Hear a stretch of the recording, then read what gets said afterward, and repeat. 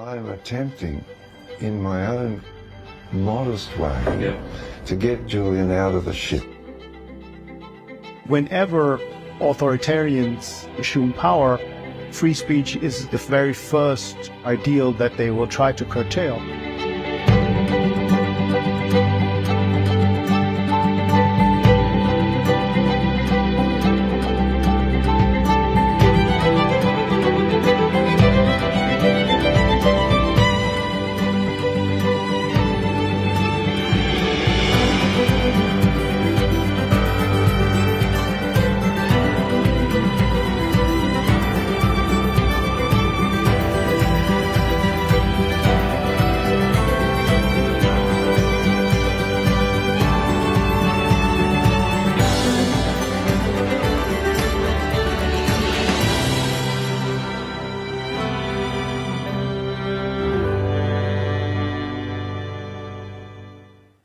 Good morning, Saturday friends. How are we? Oh, it's so great. You guys are hanging on. You're into it. You're feeling it. This is like the hangover index. You know, you can always tell as FreedomFest progresses, the morning session, you know, there are fewer dots on the scatter graph. But you are the ones who are going to take the most knowledge. You are the ones who are going to find the most solutions. And you are the ones who are going to have the most fun tonight because you have not depleted yourselves. Let's start off with a great panel because this has become one of the most important topics in culture and education, the conundrum about how to pay for college. And it's not just the payment source. The whole thing is messed up. So we're going to have a guy who created a financial services institution that allows people to, without government help, pay down their student debt. And the sage from South Central, I spent years listening to him on local talk radio in LA, and now he is nationally syndicated in all 50 states on over 300 stations. Please welcome that guy, Larry Elder, and from Yrefy, Laine Schoneberger. Hey, Sean Hannity here. Are you worried about investing in the stock market, especially with Joe Biden as your president? Do you really trust this economy? What if you could invest in a secure, collateralized portfolio with a high fixed rate of return that's not correlated to the stock market or the Fed? A portfolio where you will know what each monthly statement will look like with no surprises. Now, your interest is compounded daily, you're paid monthly, and there are no fees. You can turn your income on or off, compound it, or whatever else you choose. And get this, there's absolutely no loss in principal if you ever need your money back. Just go to investyrefy.com. That's invest, the letter Y, REFY.com, or give them a call, 1-888-Y-REFI24. You can earn a fixed rate of return of up to 10.25%. Now just call 888-YREFY24, or just go to their website, and that's invest, the letter Y, REFI.com. And tell them your friend Sean Hannity sent you. And tell them Dr. G sent you. Tell them Clay and Buck sent you. And tell them Jesse Kelly sent you. And tell them Charlie Kirk sent you. And tell them Dennis Prager sent you. And tell them Larry Elder sent you. Before Kennedy exits the stage, a little unfinished business. You participated in the trial yesterday. We put open borders on trial, legal and illegal immigration. I was the prosecutor.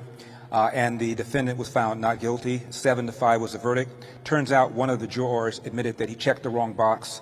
So the trial really was 6-6. I'm still undefeated. I don't know, man. See, he was given jury instructions, and you have to be responsible for your own choices in life, Larry. You know this. You have to figure out what the choices are, and you have to make it and live with it accordingly. You know that better of the than anyone. 2020 election. I'm just saying.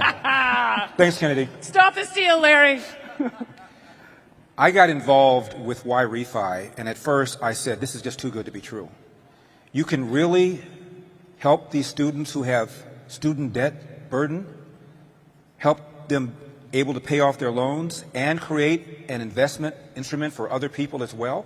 Because as you know, a couple things you cannot dismiss in bankruptcy: taxes, student loans.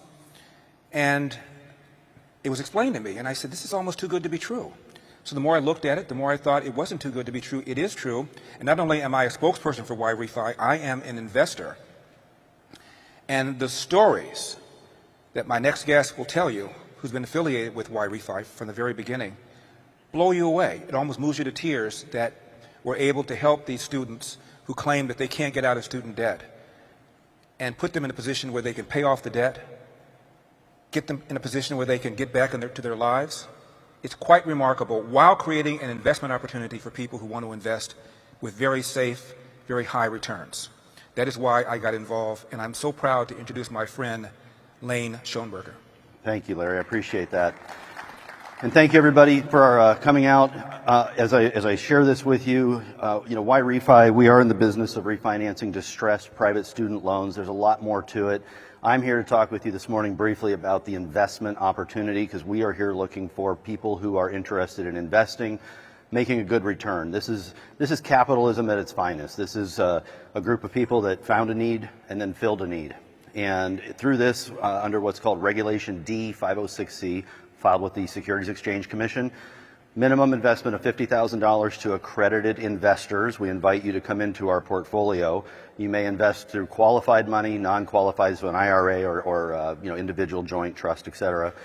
What we offer to you as an investor is 5 different investment options. You can choose the duration of your investment from 1 to 5 years. These are fixed interest rates in a secured, collateralized portfolio. What we do is we compound your interest on a daily basis. We then pay you monthly interest only, kind of like a bond. They are promissory notes, but they're structured very similar to a bond, mechanically speaking. That monthly interest, you have a lot of flexibility. You can turn that on or off, up or down in 1% increments or by dollar amount as often as monthly, so you have complete and total control over your investment. There is a liquidity feature structured very similar to a CD. And then finally, we offer what's called a roll-up. And a roll-up is if you wanted to start in the 1, 2, 3, or 4-year term, at the end of your term, you can then roll up to anything above and finish out that term at the higher interest rate. So you don't have to start at a 5-year note. You can start down at the 1 year and get to know us a little bit, and then move up over the course of your investment. What we invite you to do is come by our booth. We'll give you all the details and answer questions. We're right over here at the end, 500, and we also have some very nice gifts to give out if you stop by. What I want to do is really quickly hit on this. Some of these folks that have endorsed us, you heard them in the beginning. It's a real pleasure and an honor to be able to say that these folks endorse us. They don't take endorsements lightly. They do their homework, they do their due diligence, they want to make certain they're not endorsing something that doesn't work. And some of these folks like Chuck Warren and Sam Stone, the Breaking Battlegrounds radio show, they're going to be in 21 markets here pretty quick. As you know, my friend Larry, Seth Liebson in Phoenix, James T. Harris is over here. He flew in to be a part of us today here in our booth. If you know James T., he's on KFYI in Phoenix, and he's been around for a long time. So we take these relationships very, very seriously and at heart, because they're amazing people. Let's see if I get through this one here, and I'm going to hand this back over. So I'd just like to say thank you very much. I'm going to turn the microphone back over to hopefully Mr. President. I'd like y'all to take a moment, listen to what Larry has to say. At the end of the day, I think the first debate's coming up in Milwaukee in August, and we need to get him there. So I'm going to let him talk about that, but if everybody would take a moment, scan that, and President Elder. Thank you, sir. Laine, thank you very much for that. Thank you. As Laine pointed out, the first debate is in August in Milwaukee. And in order to get up there, I've got to have donations from 40,000 individuals. The donation can be as small as $1. So please go to my website, larryelder.com or elderforpresident.com, either one works, and donate $1 and get 40,000 of your friends to do that as well so I can get up there. The reason I am running is because I want to put up front and center some issues, in addition to the obvious ones, that our side, in my opinion, does not talk enough about. The 10,000-pound elephant in the room is the epidemic of fatherlessness. 40% of American kids now enter the world without a father in the home, married to the mother, up from around 8% in 1965.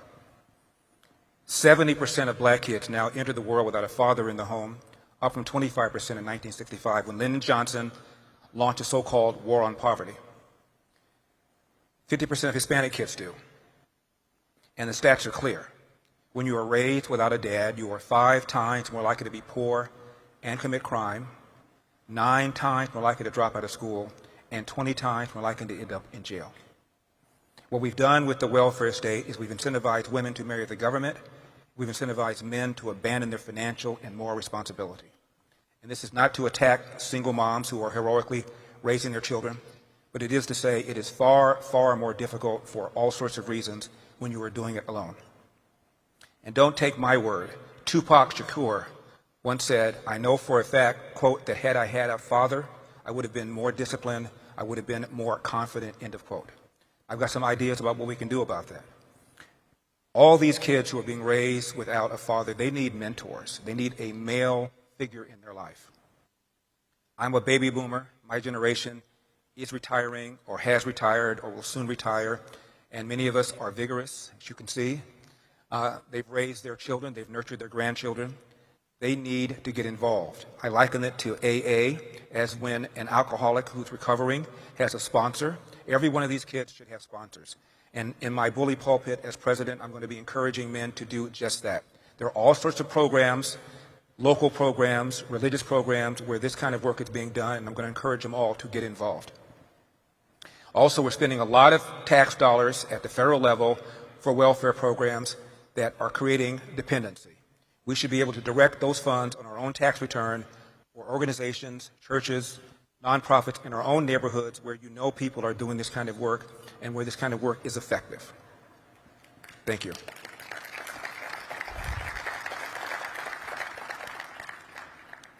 The other issue I want to bring to the table is the absolute catastrophe of urban government school education in America. Just to choose one city, Baltimore.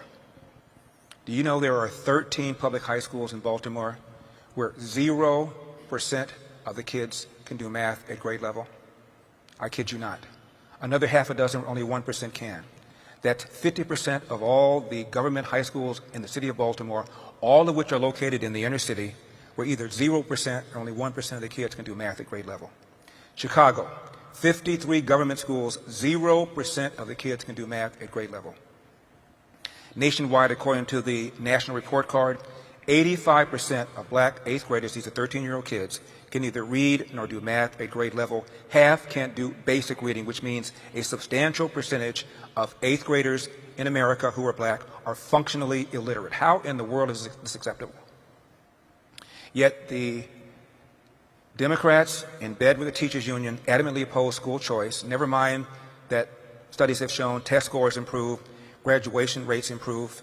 This is an absolute disaster, and more needs to be done about it.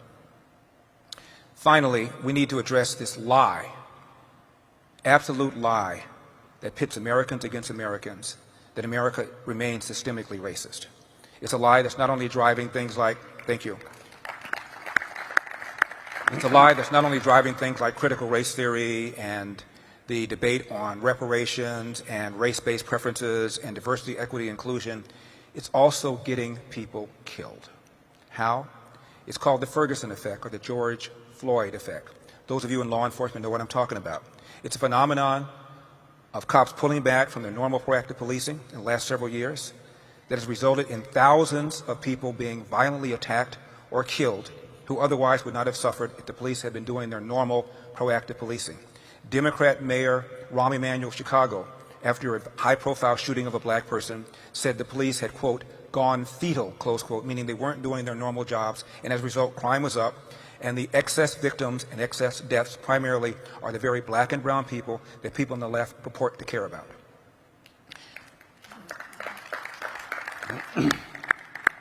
We had 4 months worth of protests, some violent in the streets, beginning in May of 2020. 35 people killed, 2,000 police officers wounded, $2 billion of property damage because of the death of George Floyd. However you feel about the behavior of Derek Chauvin, the lead prosecutor, who was black, took pains in his opening statement to say the police in general were not on trial. The Minneapolis PD was not on trial. This individual named Derek Chauvin is on trial for what he did and what he didn't do. And Derek Chauvin was never charged with a hate crime. And the prosecutor never even implied that Chauvin was motivated because of George Floyd's race. Yet 4 months worth of protests in the streets because of an assumption that what happened to George Floyd had to do with his race. Now, I don't know about the ideology of the people who were protesting, especially those who were violently protesting, but I suspect if you ask them to describe their ideology, they would say that they were very liberal. I mention that because there's a website called policemag.com in which people who self-described as very liberal were asked the following question. How many unarmed black men did the police kill in 2019? 50% of the self-described very liberal people thought the police killed 1,000. 8% thought they killed 10,000.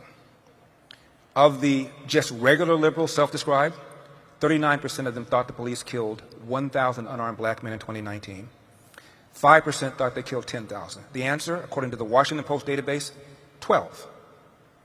That is the gap between what people think is going on and what is really going on, all driven by this narrative pushed by people like Joe Biden, who recently at a commencement exercise at Howard University said the number one threat to the homeland was white supremacy. Are you kidding me?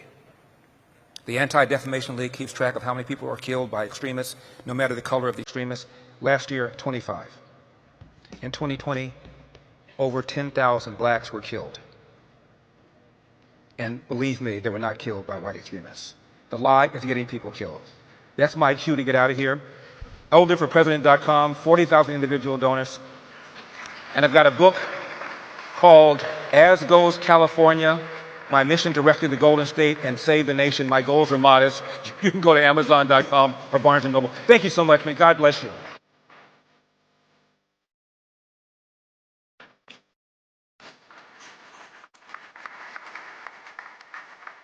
And you haven't even given your keynote.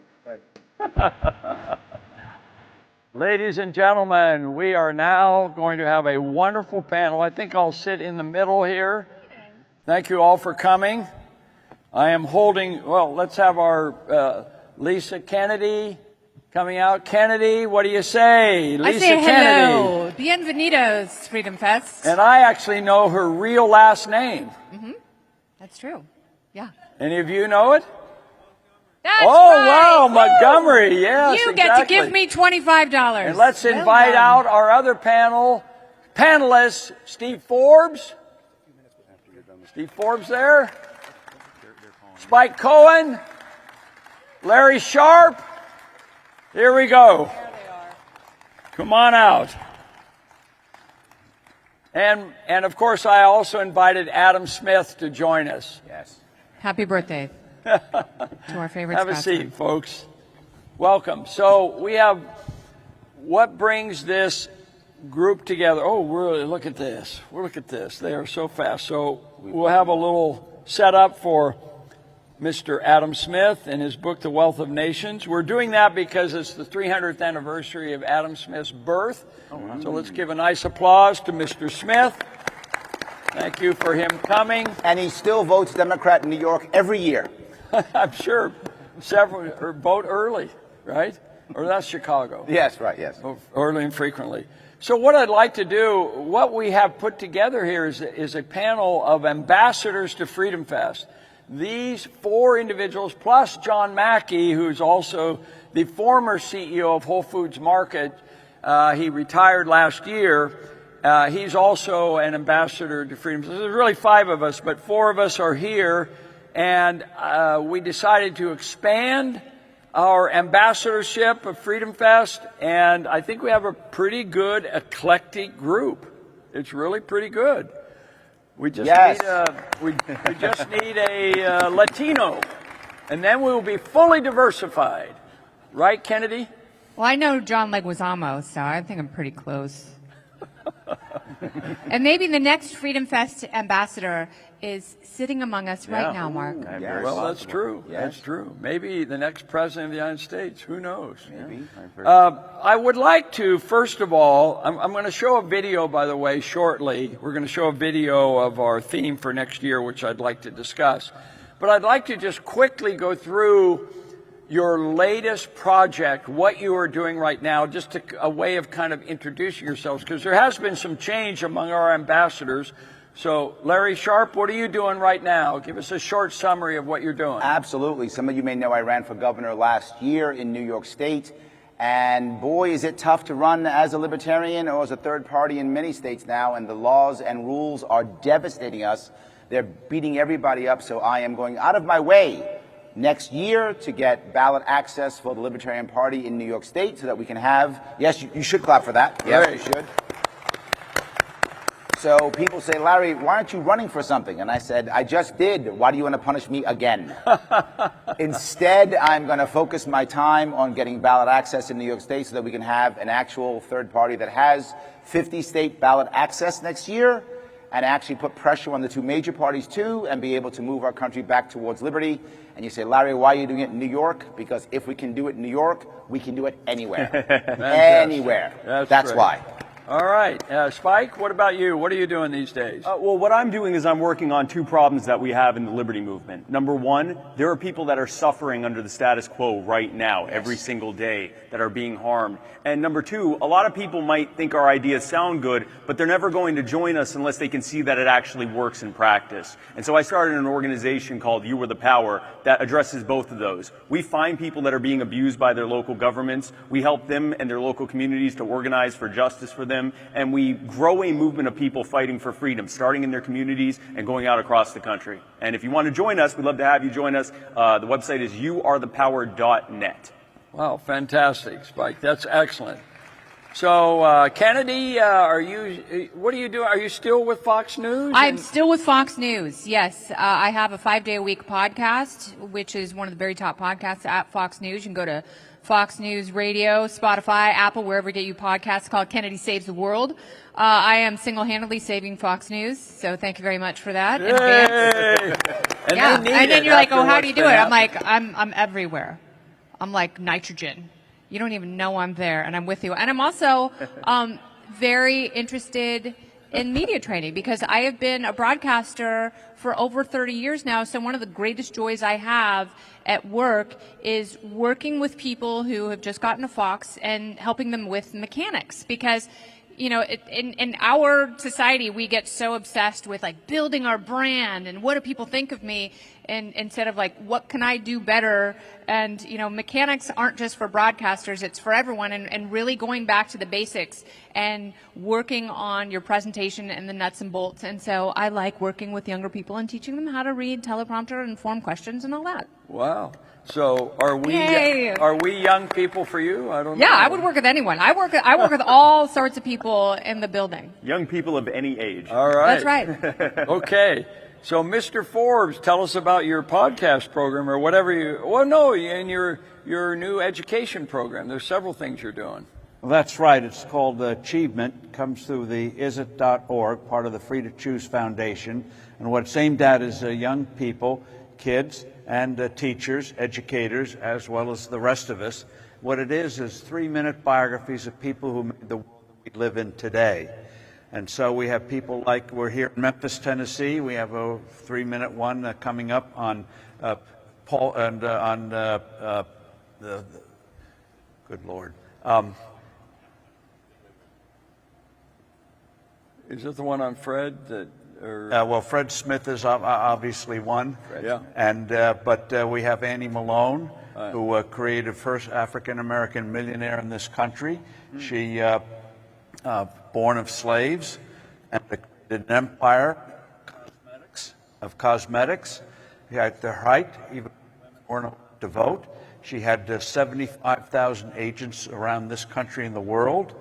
So the free market lesson there is that she not only did well for herself, for the 75,000 agents, but also people who got hair products that actually worked. We have Clarence Saunders, I mentioned earlier, here in Memphis, Tennessee. He invented the modern supermarket. When you bought something 120 years ago, you went to a store, the clerk, all the products were behind the counter. All the groceries were behind the counter. The clerk had to write down what you wanted. The clerk then ambled over and got the products. You might negotiate on the price. very laborious project. What he did is he invented the modern supermarket. He invented a store where we had a turnstile. You'd go in, all the items were on the shelf, marked, the prices were on the shelf, and you picked what you wanted and put it in the basket, go to the cashier, and go out. It was called Piggly Wiggly. Yes. He wanted a name that no one would forget. And the free market lesson there is not only convenience, not only transparency, but also trust. Yes. He trusted that you would take something off the shelf, put it in the basket, and pay when you left the store. Like with a restaurant, the restaurateurs assume that you'll pay even though you've eaten the meal.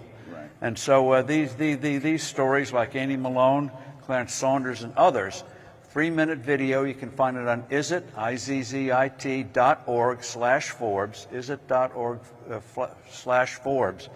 And what we're finding is kids love this. They learn free markets not by preaching, saying free markets are great, but by the example of stories, parables, lessons from people doing real things, overcoming real obstacles in the real world. So we hope you take a look at it, but that's one of the projects I'm doing. I still have a day job at Forbes. All right. Well, thank you very much, Steve, for that update. I wonder who invented organized theft. Because I don't like that one. Because now they put everything behind plexiglass. Well, that shows how far we've regressed from Clarence Saunders' faith and trust. Right. When you don't enforce the law, guess what happens? So my latest project is to work with my son Tim on he's a movie maker out in Utah. We have a 3-minute video about next year's theme, which I think you'll find rather provocative. So if we can roll that, it's another 3-minute video.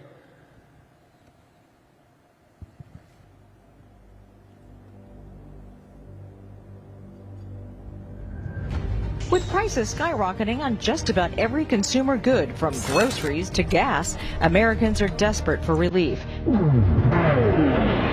It was unprovoked, but this is what Russian President Vladimir Putin unleashed on Ukraine as the sun came up this morning. Heightened tensions across the Taiwan Strait.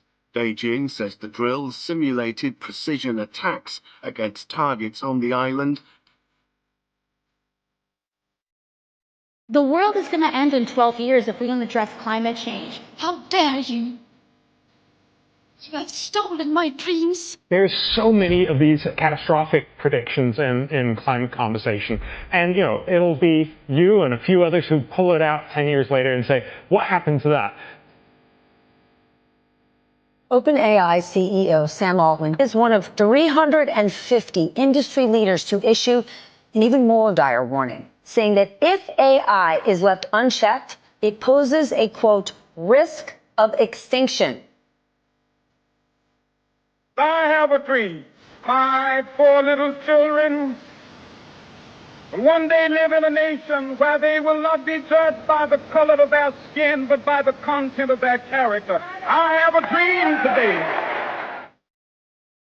She is the first transgender athlete to be crowned NCAA champion, but not without controversy, because critics say she has an unfair physical advantage over the other swimmers. Can you provide a definition for the word woman? Can I provide a definition? Mm-hmm. Yeah. I can't. Tent after tent, open drug dealing, drug use, and a whole host of other safety issues. There's a man throwing knives in front of our door. Some breaking news off the top. Hundreds of teens flooding into downtown Chicago tonight, smashing car windows, trying to get into Millennium Park, prompting a major police response. America is a nation that can be defined in a single word. Today, former President Donald Trump arriving in New York to face criminal charges after a Manhattan grand jury indicted him. So I learned about roaches. I learned about kids jumping on my lap. And I've loved kids jumping on my lap. We're better than this. Where's our humanity? Where's our decency? Common sense can no longer be an uncommon virtue. You know, what I'm trying to do in this race is bring people together. is to try to bridge the divide between Americans.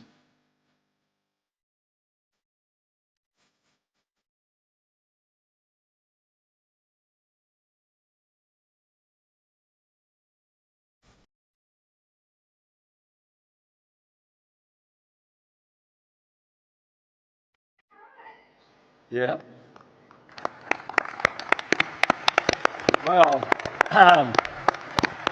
my son put this together, and initially we thought, well, there's a lot of bad news in there. But at the same time, after hearing what you are all doing to make a difference, that's what this is all about. Yes, we are entering a new brave new world, which is Aldous Huxley's 1932 novel, which I think is a more interesting topic than 1984, which ends very depressing with, you know, the I love Big Brother kind of thing.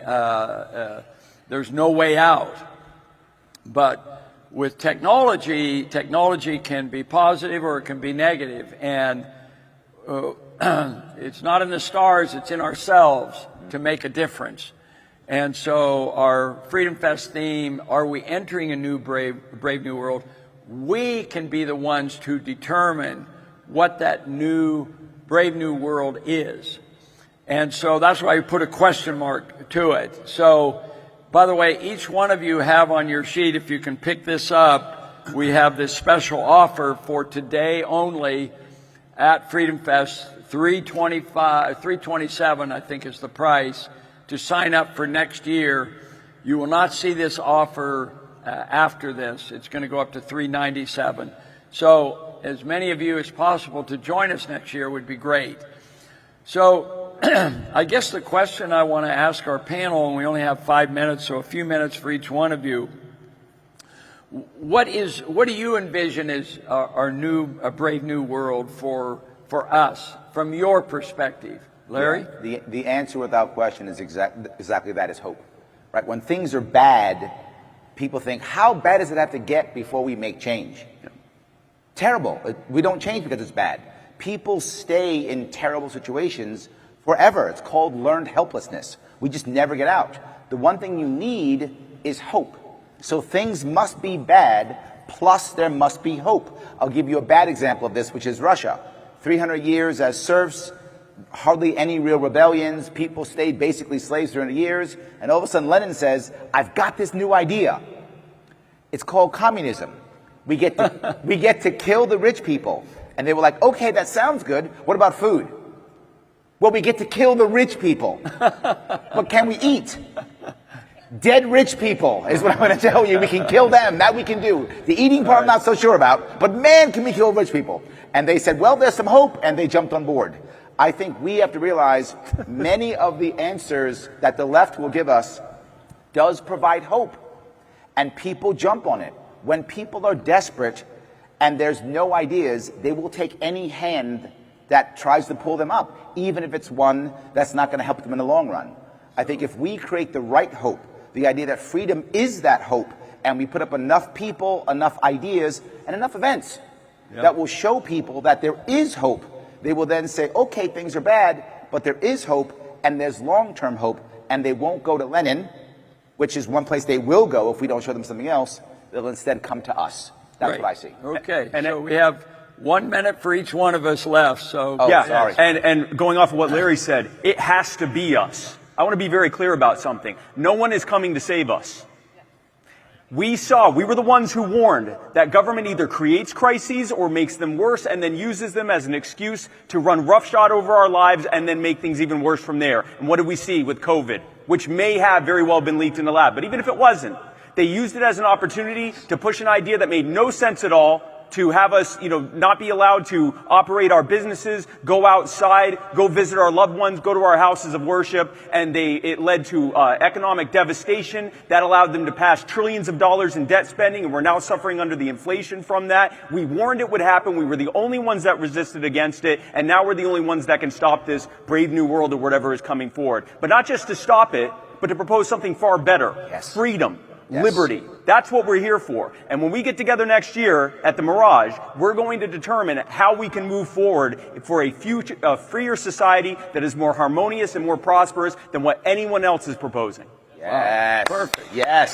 Exactly. In exactly 1 minute, you did a great job of summarizing. Said 1 minute. I did. I'm not gonna take a lot of time because I think everyone on this panel is incredibly brilliant, and I am inspired by them, and I'm not scared of technology. I don't think that we're going to sleep in hyperbaric chambers with sex robots and flying toasters. We're not? And I do think we can, but I also think it creates a nice contrast where it's so wonderful to rediscover nature and to do tactile things and to dive in the ocean and to get dirty. And also, you know, if you're a person of faith, like, rediscover God. I know that may sound trite, but, you know, there is something greater than ourselves, even though we are avowed individualists. And those two things, certainly outside of government, make my life better. And I'm not one to preach, so do what you do, but get a little dirty. Thank you. Wow. Get dirty. Get dirty. That's Mike Rowe's theme. Steve, you got the last word. Well, getting dirty, you get immunities, which a lot of kids Yeah, that's right. Not wrong. And so for a brave new world, we've already had the brave new world. It was called the Declaration of Independence. Now we have to rediscover that brave new world, not the dystopian one they're trying to foist on us today. Wow. Yes. That's a perfect way to end it. Thank you very much. And we have a lot of great sessions. Now, you know, at 10:30, they're going to do a search where I guess we go through. It's going to be a different security protocol for RFK juniors. So at 10:30, we're all going to go and take a field trip, and then we're going to re-enter through magnetometers. Okay. Thanks again, Larry Sharpe, Spike Cohen, Lisa Kennedy, and Steve Forbes, our ambassadors to Freedom Fest, who will all be here next year, we hope, for sure. Thank you. Thank you. On time. All right. And folks, as we know, one of the most crucial things facing our future and what that new world that we're going into is going to look like is education. How are our children being taught? How are their children going to be taught? And most importantly, how do we wrench back our children from the hands of government with educational choice and educational freedom? Well, our next speaker is an expert on that. He is, I would dare say, the second most effective activist for educational freedom in this country. The number one, of course, is Randi Weingarten, the head of the teachers union. But this guy is a solid second right behind her. I actually think that Randi Weingarten is him dressed up as Randi Weingarten, because no one could possibly be that bad. But this gentleman is the senior fellow at the American Federation for Children and an absolute warrior for educational freedom. Ladies and gentlemen, please welcome the school choice evangelist, Dr. Corey DeAngelis. And I just realized.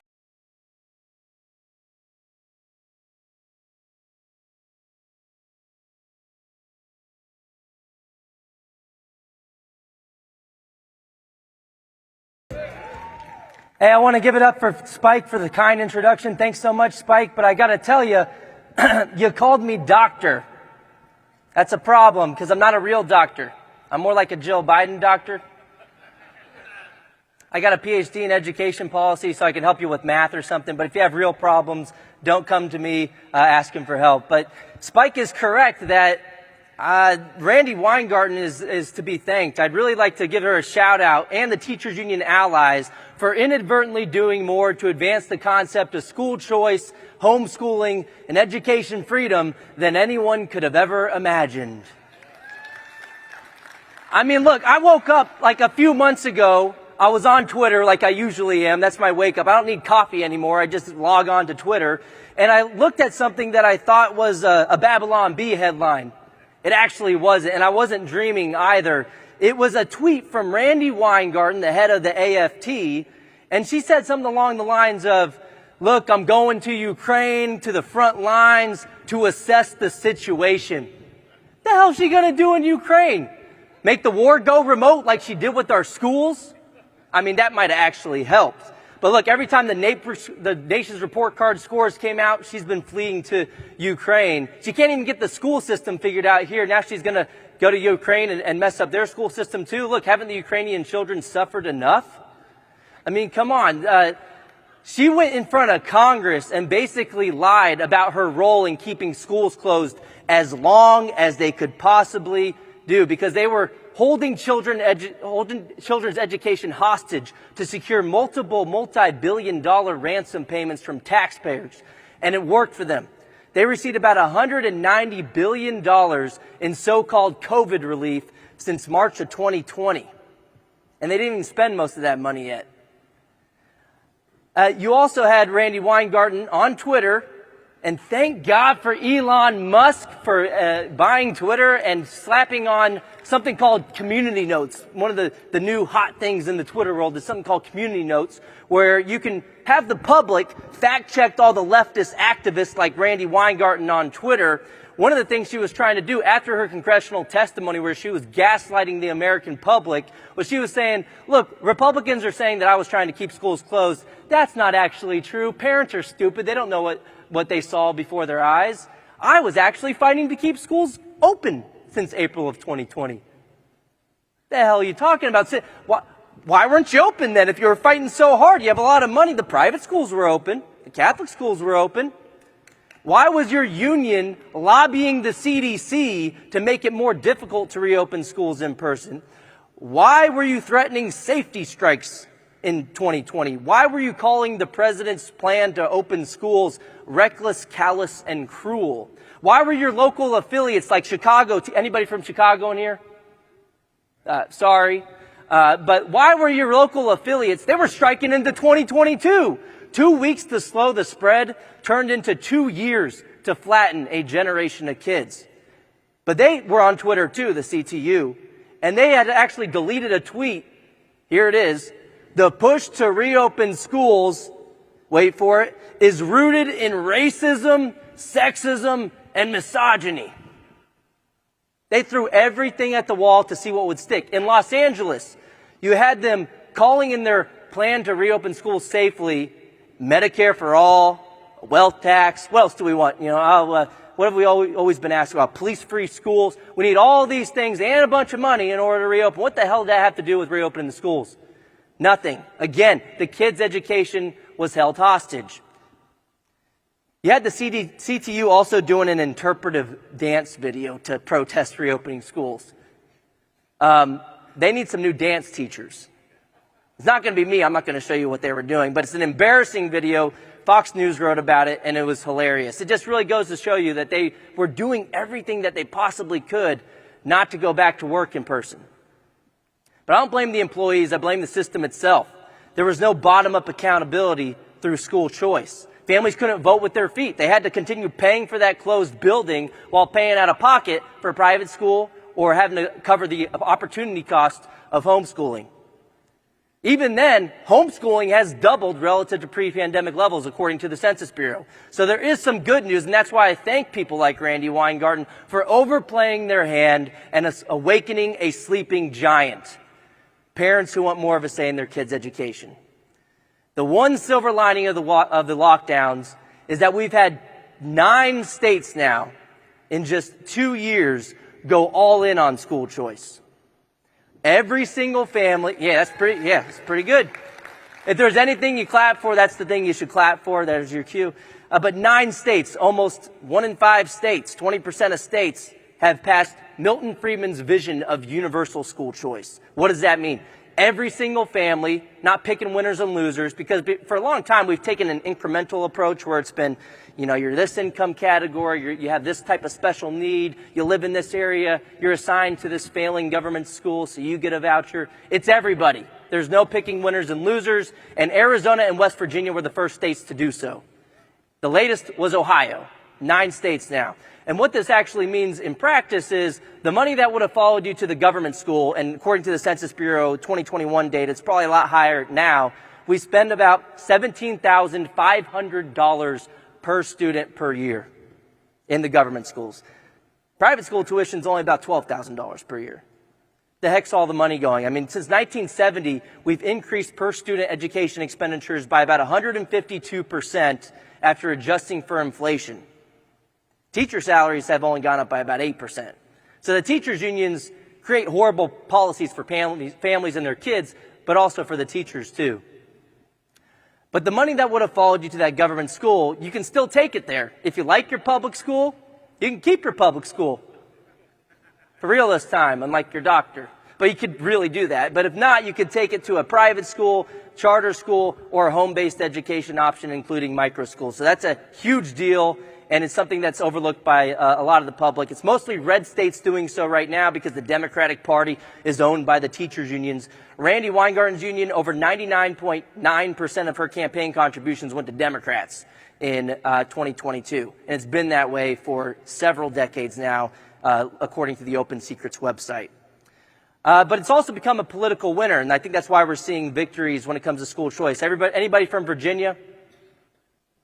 Yep, they closed their schools longer than just about any other state. And in a state that went 10 points to Biden just the year before, apparently, Glenn Youngkin, the Republican, won on the issue of education by 6 points with education voters.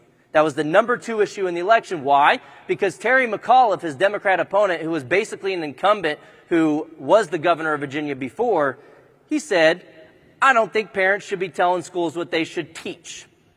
It's a bold strategy, Cotton. Let's see if that works out for him. It didn't work out for him. And you fast forward, the polls flipped almost immediately. Glenn Youngkin turned that into a negative campaign ad. And Mr. McAuliffe, for all of his genius political strategy, he kept quadrupling down on the anti-parent rhetoric. And he didn't just try to defend themselves. He went all in with the unions and had Randy Weingarten stumping for him the night before the election. That should have been counted as an in-kind campaign contribution to Glenn Youngkin.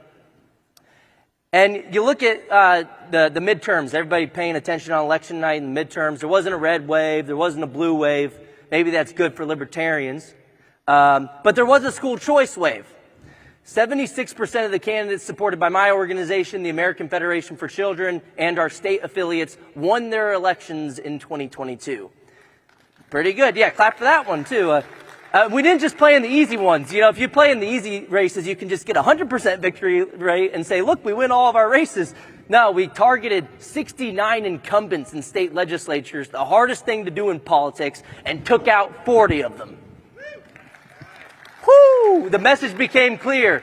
Support parental rights in education or lose your job, because most people in the public are not communists who think that the children belong to the government schools and the money meant for educating them does not belong to the government either. It's meant for educating children, not for propping up and protecting a particular institution, whether that's public or private. And you don't have to take my word for it. Of course, I'm going to say, oh, look, AFC did a good job. You can just look at the liberal tears in the New Yorker magazine, where the liberal author lamented, not a classical liberal, it was a modern liberal. They said that, here is the actual quote, education freedom candidates fared depressingly well in the midterms. Good! You know, hey, go cry harder, because although these socialists are going to be upset about this news because they want to control the minds of other people's children, this is great news for parents who want more of a say in their own kids' education. So we've had a lot of victories. A lot of it has to do with the political dynamic shifting. And the way that I can explain it to get more success going forward is a quote from the great Milton Friedman himself. And by the way, he would be super happy to see all of his ideas coming to fruition right now at least on the front of education freedom. But he said, famously, I'm not going to get it exactly right, but it's pretty close. He had a lot of good quotes. One of them is that the way that you change things is not by getting the right people into office. That can help, obviously, if they support your policy and getting it done.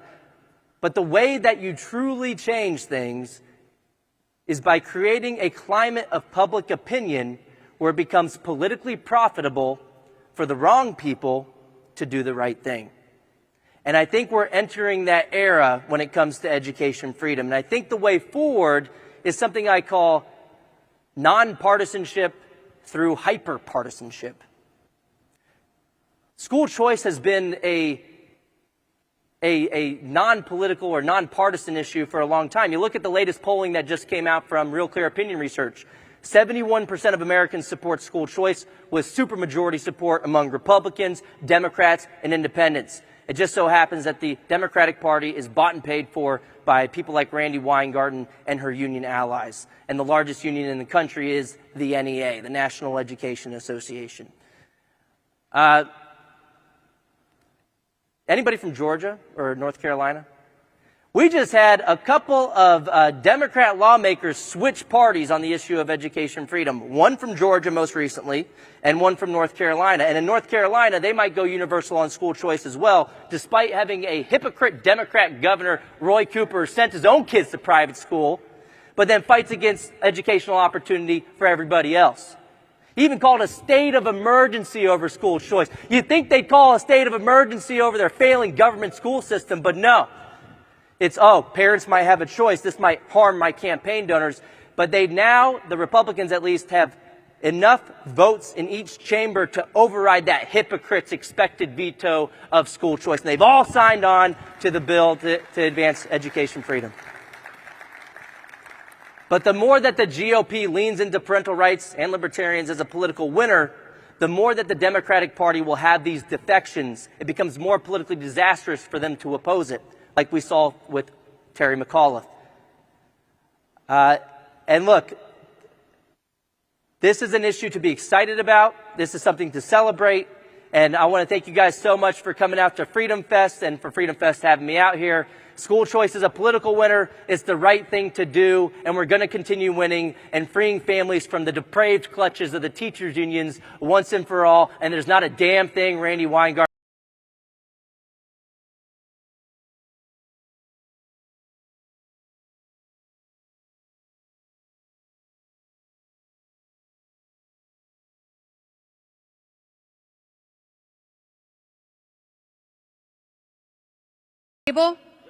Oh, we have such a good one today. Oh, there are more of you here.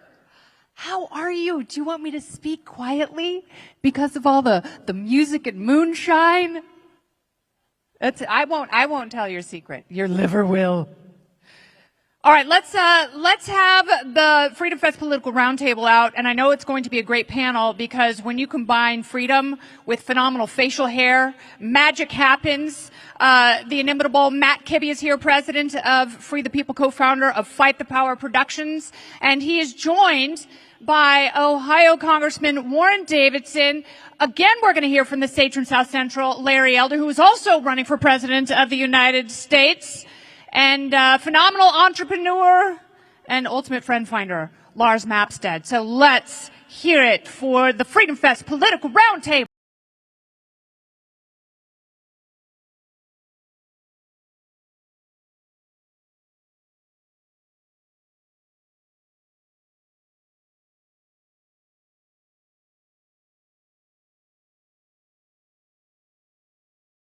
Over there.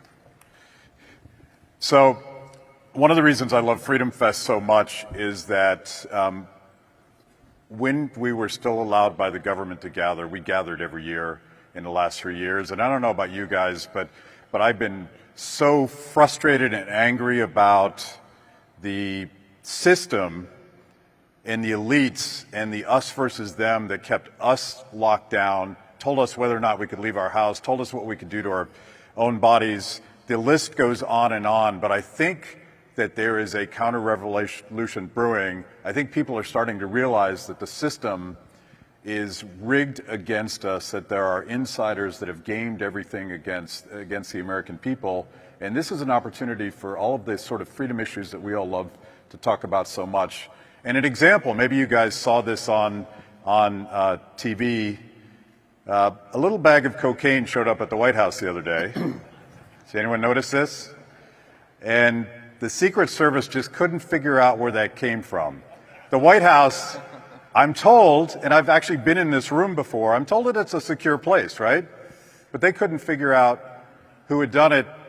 And it happens to be a White House that is presided by the guy that pretty much single-handedly wrote the war on drugs. So it's possible, just possible, that if you're a poor bastard in a poor neighborhood that is caught with that little baggie of cocaine in your house, they're going to throw your ass in jail. But if you're in the White House and you have political privilege, there's a different set of rules. This seems like a metaphor for everything we're going to talk about today.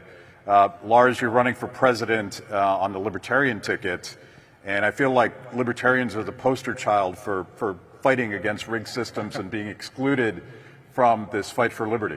Yep, absolutely. Yeah, in really running for president as a libertarian, I started learning a lot of things, that the system is rigged against independents and third parties with ballot access, gerrymandering, and even the media is kind of rigged against us, and as well as the whole financial system is kind of rigged against us. Yeah. The ultimate tool of control, I suspect, is manipulation of the money supply. And we have the chairman of the House Sound Money Caucus here, Congressman Davidson. How do they control us through manipulating currency? Yeah, I mean, I think one of the interesting sites that people could go to is called WTFHappenedIn1971.com. On August 15th, 1971, the United States backed away from the gold standard. And I don't think the gold was the magic. It was the principle that scarcity was there, that it was actually backed by something, and there was some sort of constraint. And if you go to, George H.W. Bush, Bush the First, some might say, he said, "Read my lips, no new taxes." And at least he felt morally responsible for raising taxes and breaking his pledge, so that he at least backed his spending with, taxation. So that was some sort of constraint. But by the time George W. Bush was president, Dick Cheney said Reagan-proof deficits don't matter. So they cut taxes and fought the war on terror and launched a new social safety net program, and they were only constrained by what people would lend us. Then the 08-09 financial crisis blows up, and we get the phrase quantitative easing, which is just a fancy way to say print money or debase the currency. No anchor whatsoever. And since then, you look at how bad inflation has happened. It's because you've inflated the money supply. And now you've coined a fancy word, modern monetary theory, for it, which is just a different way of saying debase the currency, which in all of history has been done many times. In all of history, it's always failed. The math doesn't work. The facts aren't there. So it is going to fail. The bad news is that the crash night is approaching. And as we keep adding fuel to the fire, it's approaching faster. And that's also the good news, because if we do the work and come together to have sound money, if we fix the money, we really can do a lot to fix the world. So, Larry, you are also running for president. And raise your hand if you're not running for president. I both respect and feel sad for people that run for president, because it's got to be a thankless job, because one of your jobs once you become president will be to solve this fiscal train wreck, right, particularly exacerbated by the last 3 years of trillions and trillions of dollars of spending that we don't have, and we've monetized it, as Congressman Davidson has said. What are you going to do? How do you fix that? Well, I agree with everybody up here about the problem. By the way, the reason they haven't been able to determine who brought in the coke, Matt, is because they're waiting for trying to figure out a way to blame it on Trump. I believe O.J. Simpson will find the killer or killers of Ron and Nicole before we get to the bottom of who brought in that coke. I think in the last 100 years, there's only been one president who entered the Oval Office and actually reduced the size of government by the time he left, and that was Calvin Coolidge. Government's gotten bigger under both parties. It got bigger under Ronald Reagan. He came in to shut down the Department of Education. When he left, the Department of Education still existed, bigger than ever. Government was bigger. It got bigger under George Herbert Walker Bush. It got bigger under George W. Bush. It got bigger under Donald Trump. Part of the reason is that the so-called entitlements programs are on automatic pilot. And woe to any politician who runs promising to reform them, because you're going to lose the election. The other side is going to accuse you of not caring about the sick, the old, the poor. So the only real way to restrain government spending, in my opinion, is with an amendment to the Constitution to fix spending to a certain percentage of the GDP, with exceptions for war and natural disaster. Otherwise, it's going to continue to grow no matter who becomes the president. And the reason you can do this is the Constitution has been amended on average every 10 years, so it's doable. It takes a president with the bully pulpit to explain to people, particularly young people, that these programs are not going to be there for them unless there's tremendous, tremendous reform. The word unsustainable to describe the so-called entitlements was a word that was used by Bill Clinton. Barack Obama used the word unsustainable, but the can gets kicked down the road for the reasons that I mentioned. You will not win elections if you promise to restrain this, do that. The only way you can then face the voters is to say, the devil made me do it. I had to restrain spending by law, so please don't hurt me in the ballot box. That's why I propose an amendment.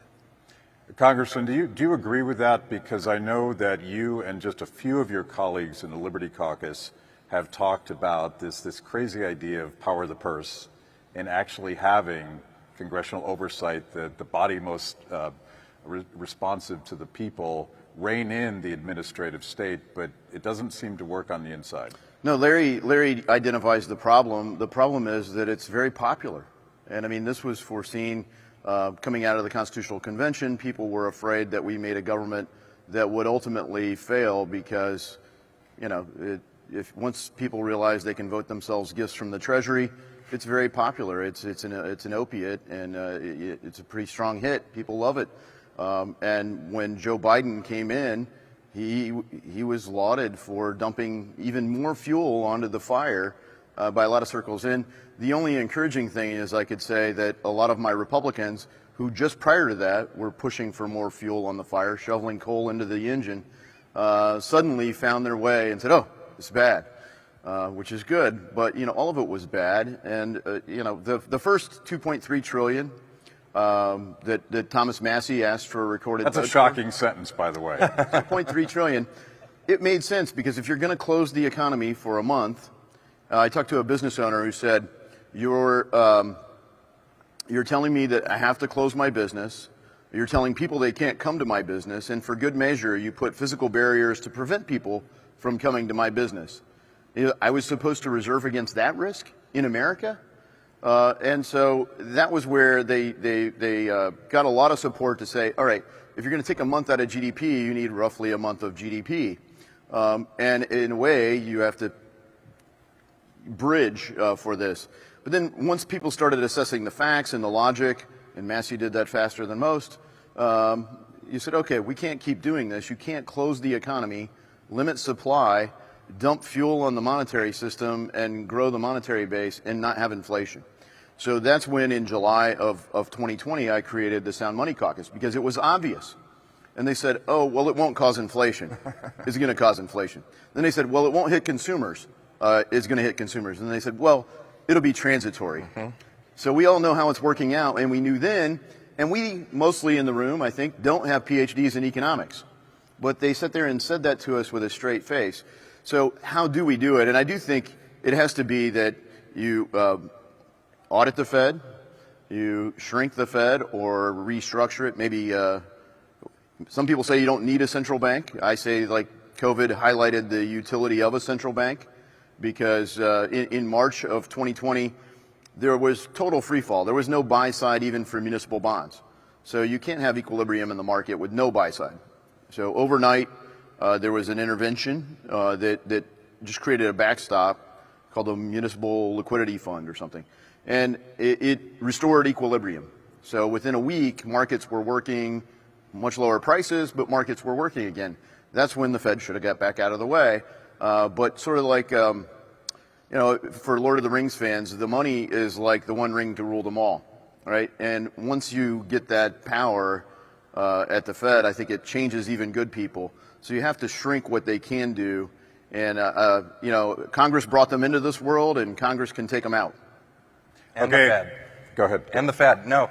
The thing is that when they put all these restrictions in place and they started helicopter dropping money onto people and they locked everybody down, they created the problem, right? So when the bond market started failing, that was because the government got involved. So if the government wouldn't have got involved in the first place and stayed out of it and not locked everybody down, then we wouldn't have had that, and the Fed wouldn't have had to step in because the economy would have worked. The government is what broke the economy. Absolutely. And so we need to get the government out of that by ending the Fed. Okay. So a poll of the audience and the panel, rein in the Fed and get them to stop doing stupid stuff, or end the Fed. Who's with rein in the Fed?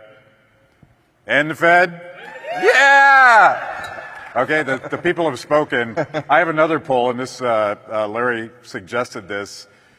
When the government investigates itself, do you think they're more likely to figure out that that was Hunter Biden's cocaine, or that we engineered a bioweapon in Wuhan? Who's with Hunter Biden's cocaine? Nobody. Who's with engineered bioweapon in Wuhan? Who's said they're never going to figure any of that stuff out? I want to white pill people because you know we could talk so much about all the bad things, and I want to start with you, Larry, and your favorite governor, Gavin Newsom, who you heroically took on, and I appreciate that. Yeah. Although Matt, for some reason, he wouldn't debate me. I can't figure out why. I can't imagine why. California is a poster child for everything that was wrong about education in the last 3 years. Yes. And while Gavin Newsom was sending his children to private school, he was letting the teachers' unions tell him that our children couldn't go to school. But that has sparked a revolution. Parents are starting to take charge again. Yeah, and it's about time. I mean, there was a study done some years ago where government school teachers, that's a term I prefer, government school, were asked, who had school-age kids, were asked where you send your own kids. Nationwide, 10% of us have our kids in private school. 6% of black families do. 49% of Philadelphia public school teachers with school-age kids put their own kids in private school. 39% of Chicago public school teachers own kids in private school, which is the equivalent of opening up a restaurant, putting up a big sign saying, come on in, eat the food. We sure won't. The people who know the school system the best aren't putting their own kids in it. And the Democratic Party opposes school choice, where the money follows the child rather than the other way around because they're in bed with the teachers union. And you look at the results. Let me just take one city, Baltimore. I think I mentioned this a little earlier. 13 public high schools in Baltimore. 0% of the kids can do math at grade level. Another half a dozen, only 1% can. And by the way, Baltimore, at the time Freddie Gray died, the man that died in police custody, the mayor was black, the police chief was black, the number 2 in the police department was black, the state attorney who brought the charges against the 6 officers was black, 3 of the 6 officers black, the city council, all Democrat, majority black, the judge before whom 2 of the officers tried their cases was black, the county public superintendent of schools in Baltimore, black, the city superintendent of schools, black, the AG at the time, black, the president of the United States at the time, black. Yet, we've got systemic racism. Scotty, beam me up. And when you have a system where 85% of black 8th graders nationwide, Matt, can neither read nor know math at grade level, and half they can't even do basic reading, you have a system where, as I said earlier today, a large percentage of black kids are functionally illiterate. Yet the Democrats go in there like lemmings and pull that lever of the Democratic Party that is denying them the path towards escaping poverty. And the first step is to finish high school, one presumably where you can read, write, and compute at grade level, and that is just not happening. Yeah. The ultimate rigged system where the insiders literally appear not to give a damn about the children that they're supposed to serve. Right. All of this bad stuff that we're talking about, and I could go on and on. I could talk about lockdowns for the next 3 hours. But I think there's something going on in America that makes me more optimistic. And I'm seeing a lot of folks that used to call us all names. I'm thinking of guys like Bill Maher, who when I used to go on Bill Maher, the only thing he would ever say to me is, you're just angry because a black man's in the White House. And now you listen to Bill Maher and you listen to these other former left-wing comedians, Russell Brand, all these guys. There is an anti-authoritarian movement happening in America. So I think there's an opportunity for people to appreciate that liberty is the only way to do this thing, but you got to break through. And we have 2, what I would call insurgent candidates here that are running against a system that doesn't really want to have the kind of liberty diversity. How do you break the system to break through, and how do you tap into that anti-authoritarian thing that's roiling the Republican Party, the Democratic Party, and independent parties like the Libertarian Party. Yeah, everybody is angry in America. We saw that with the George Floyd riots. We saw it with January 6th. It doesn't matter if you're a Democrat or a Republican. People feel disenfranchised. People feel like they're not part of the system. They don't have buy-in, right? And so, for me, our election system is broken. That's like kind of the foundation that we have to get to. If people don't trust our election system and they don't trust that the people that are elected represent them, then the whole republic falls apart. So I'm looking at just very basic, ending gerrymandering, ending the primary system. We shouldn't be paying for Democrat and Republican primaries as taxpayers because 35% of people are independent at this point, right? And so why are the taxpayers paying for private corporations, right? And so, yeah, the whole system is just completely rigged. Like I was talking about earlier, ballot access. The Libertarian Party will not get on the ballot in all 50 states because every state rigs the system against independents and third parties. We have an illusion of choice in America, right? I believe that the presidential picks at the end, the two people that you get to vote for ultimately, are already pre-selected. The system is rigged against all the other comers, and they basically just let them run for the illusion of choice, to keep that illusion of choice alive, right? For my whole life, all I got to vote for was Clinton or Bush. And in the end, I thought it was going to be Hillary Clinton versus Jeb Bush, right? Like, it was just like this continuous cycle. And I said, there's got to be other choices. There's got to be other choices. There's got to be better choices in America. And that's kind of what led me to run for president, is I just want to offer a different choice, a different voice from a common person, right? A common person that's running for president to make, thank you, to make things better for Americans, hard-working Americans. So I was a Tea Party activist at the, I'm forgetting what year this convention was, but it was the Ron Paul Tea Party convention where I watched the system disenfranchise both of these factions. Larry, you're running within the Republican Party. Can an insurgent candidate break through? Well, the first step is for me to get up there on the debate stage in Milwaukee. As I mentioned earlier, I've got to get 40,000 individual donors. Go to my website, larryelder.com. You can give as little as $1. Yes, I believe somebody can break through. I think people are fed up, as Lars just now said. I think that people realize that government's gotten way too big. I was on Fox and Friends a few years ago, and I pointed out in 1900, Matt, at all three levels, government took less than 10% of the American people, all three levels. Now, at the federal level, it takes about 32%, and if you put a price on so-called unfunded mandates, government takes 50%. So I get back to my office, phone rings, it's one of these left-wing fact checkers. You were on Fox and Friends this morning. You said government in 1900 took less than 10%, actually took 9%. I said, do you have a source for that? I said, no, I pulled it out of my behind. I said, of course I have a source. I gave him a source. And now you say government takes 32%? You have a source? I gave them a source. To their credit, they said Elder was right. They were gobsmacked at how large government has become. The fifth president was James Monroe. He cast one veto in his presidency, and that was against the expansion of the Cumberland Road, even though it's going to go through his home state of Virginia, because he said there's nothing in the Constitution that says because I want a road in my state, the other states should chip in and pay for it. Now nobody thinks about that. Both sides brag about infrastructure. If a bridge is falling somewhere in Minnesota, the other 49 states are supposed to chip in to build it. Nobody even thinks about that anymore. So the idea of how big government has gotten versus how small the Founding Fathers intended is sooner or later going to affect everybody in this country, and I think people are outraged about it, and they want somebody to say it. Okay, so one option,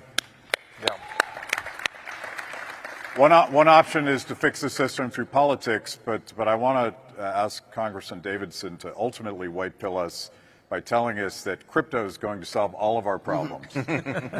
Well, I do politics be damned. Like, I do think the Bitcoin white paper is one of the, documents that will have a legacy, maybe not as big as the Declaration of Independence, but for people outside of America, it may be bigger than the Declaration of Independence. It's an transformative idea, and it decouples money from state. It preserves permissionless peer-to-peer transactions, and the biggest downside to it truly functioning that way is no one ever wants to get rid of it. It's precious. And so I think we need more legal clarity for that in the United States. If you look, we have about a little less than 5% of the world's population. We have almost 25% of the world's GDP. We have over 50% of the world's invested capital. Our markets are great. They could be made better. They're under threat by people that are trying to corrupt the system, inflated assets, and then they're using the money for coercion and control to ration capital, which is a precursor to using the whole money system as coercion and control, like central bank digital currencies. So they're rationing credit that way. But the path to freedom, this is why the left loves central bank digital currencies and hates Bitcoin, hates cash. It's not technically illegal to get cash, but go ask for $5,000 from your own bank and they'll be filling out forms on you. And so it is got a void where the all-seeing eye doesn't know what you did with the $50 bill. So the same with Bitcoin. Although it is traceable, it's not truly secret, so you can follow the money. It's audible, it's immutable, and so there's a lot to love about Bitcoin in particular. It's been diluted by other things called shitcoins, and so we should make it... that's a technical term for it. It's a term of art. It's not profanity. But it is... WTF.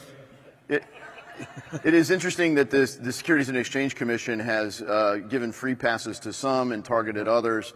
It's been very selective, and we need that system to stop being rigged, to restructure the Securities and Exchange Commission, fire Gary Gensler, and provide a law that provides clarity for our markets. Yeah, I like that. All right, we are running out of time, but I would just observe, I know RFK is coming up in about an hour or something, and regardless of what you think about him, and regardless of whether or not you register as a Republican or a Libertarian, I think something's happening, and I think the guys like Ron Paul and Bernie Sanders that first started to disrupt their own parties, I think that's going to be the new normal, and I like competition. I like it from the inside. I love people that are trying to fix the system from the inside like all you guys are, but I also want to see us as people just take our liberties back, and crypto's at least one way to do that. There's other ways. You can defy authority. You don't have to wear a mask if they tell you to wear a mask. You could just say, no, thank you. But I want to thank all these guys. Give them a round of applause.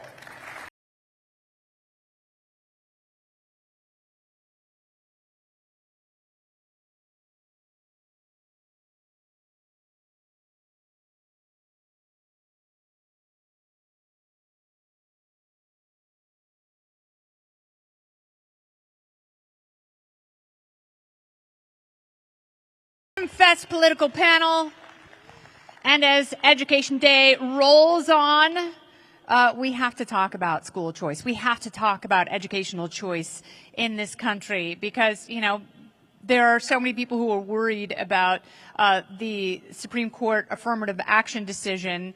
And it's like, it doesn't start with college admissions. It starts way, way back before that. And there are so many rational, logical reasons to have even more school choice. The movement has begun, but let's continue it with Robert C. Enlow. He is the president and CEO of EdChoice, and he has a phenomenal education panel. So I will let them light up the stage with a little bit of educational kerosene. Let's do it. Thanks, guys. Good morning, everyone. Try it again. Good morning, everyone. Good morning. There we go. Welcome to Educational Choice, which is the future of education in America.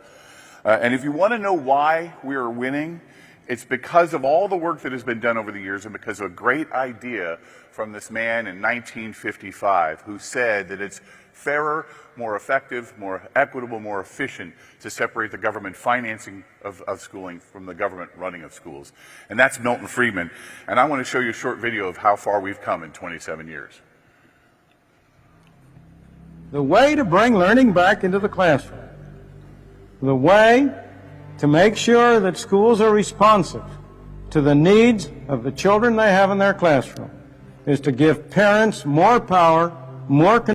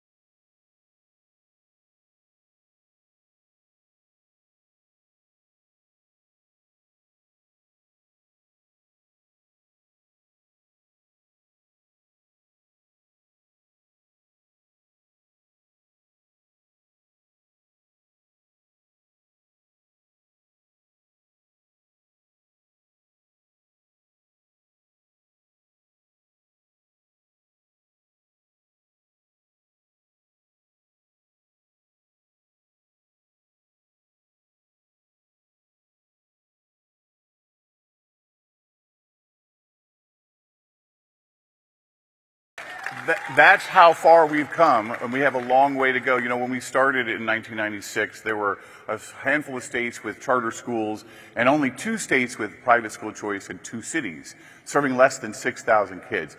Today, I want to unveil a map that you'll see. This is the number of children, and it's likely to be over 1 million by the end of this year that are being served in private school choice. There are 9 states that have education savings accounts, 27 voucher programs, 26 tax credit scholarship programs, 9 individual tax credit programs, 3 refundable tax credit programs.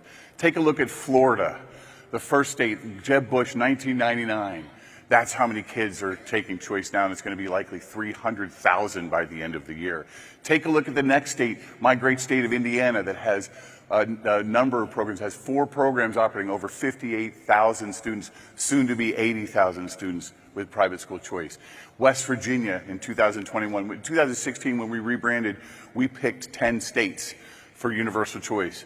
Florida, West Virginia, Indiana, Louisiana, Arkansas, Arizona, and almost Iowa. Almost all of them have universal choice now. West Virginia passed the first universal ESA program, and then on to the last one, Arizona, which actually has started the floodgate.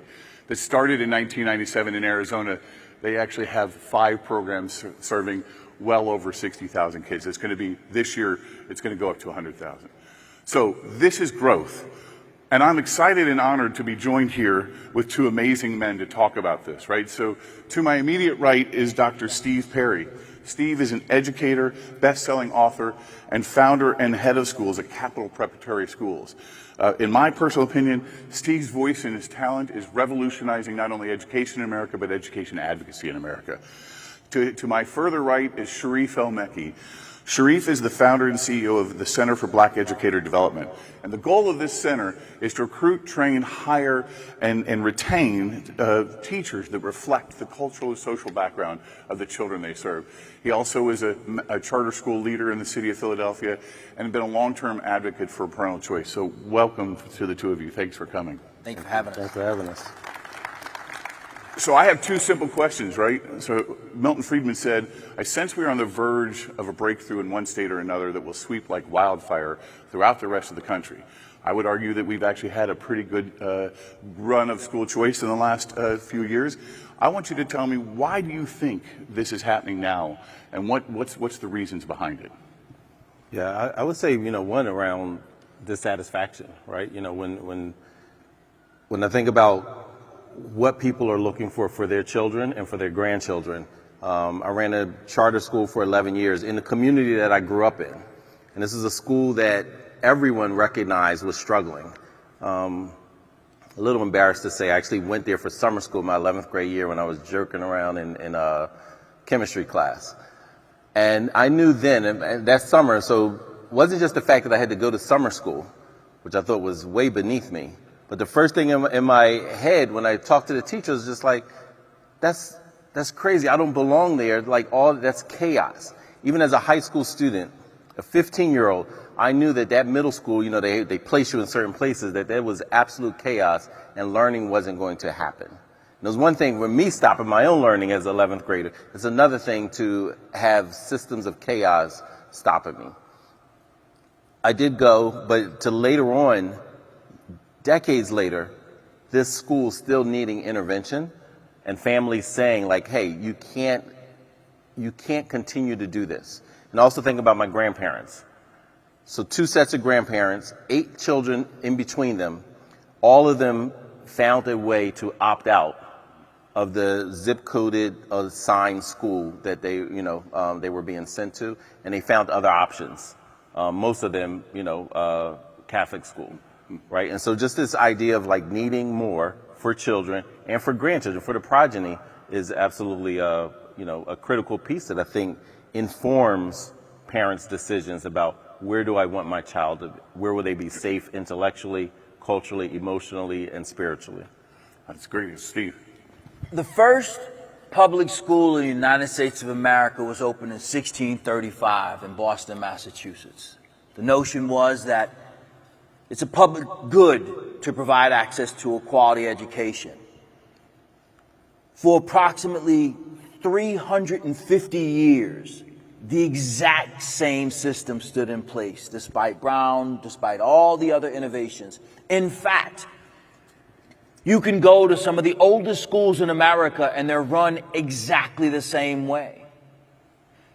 What's happened in the past 23 years is that there's been a fundamental shift in the way we see and absorb education as the public. Now, there are parallel tracks that are leading to the same end.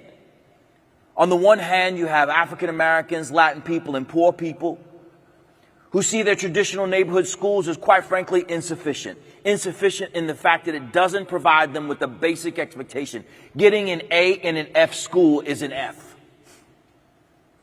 Graduating from a school where you don't know how to read is not graduation. Parallel, we're seeing individuals who are white and not poor, but not wealthy, who believed in the notion that the public good is better when you have access to a quality, free education. And they have been exposed to the shortcomings of school, not because their kids can't read because they can, but because they see themselves participating in an international competition for the economic well-being of our nation.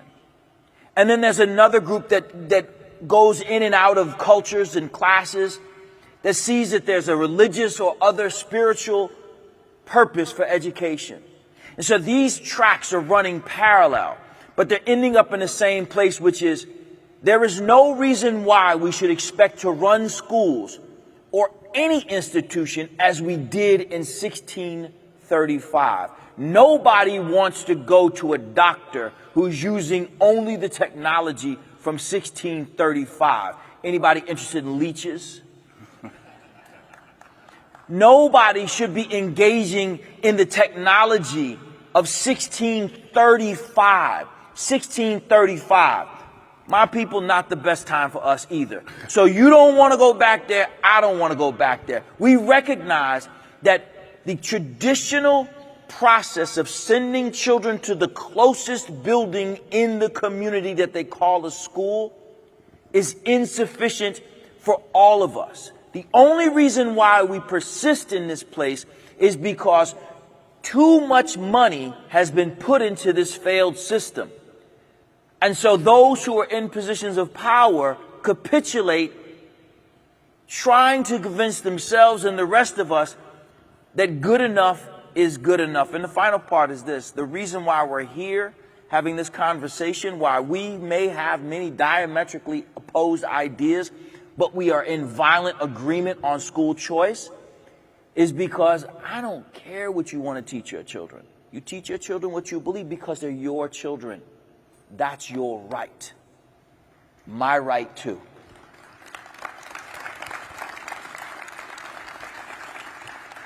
So we've had this progress, and I appreciate how we're getting there. We've had a lot of this progress, but you know what? We still have barriers in our way. I really want to know what's still standing in our way and why is that, and what needs to be done about it. You know, I'll pick up right where Dr. Perry left off. I think it's, you know, when Derek Bell, and you may not know his name, but you know some of his work with CRT. Derek Bell also speaks about that I hear far less in the conversation is around interest convergence. And where does that fit in? And Dr. Perry perfectly described that. And like, what does interest convergence mean? And when it's frayed and when it's not there. I'm gonna tell you, when I first was introduced to parental choice was in elementary school, going to a Pan-African school. And I've been in certain circles that's talking about school choice, but they're saying, oh, but not that.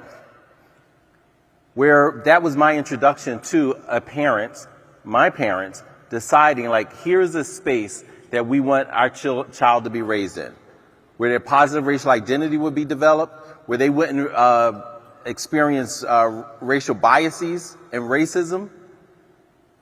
Racial bias is a cute way of saying racism if you weren't aware of that, right? Like, they chose a school that was the best fit for us and as children. And they exercise this all the time. At some points, we went to Islamic school. Sometimes my siblings were homeschooled. So they were exercising this in the most, you know, I believe the most pristine way.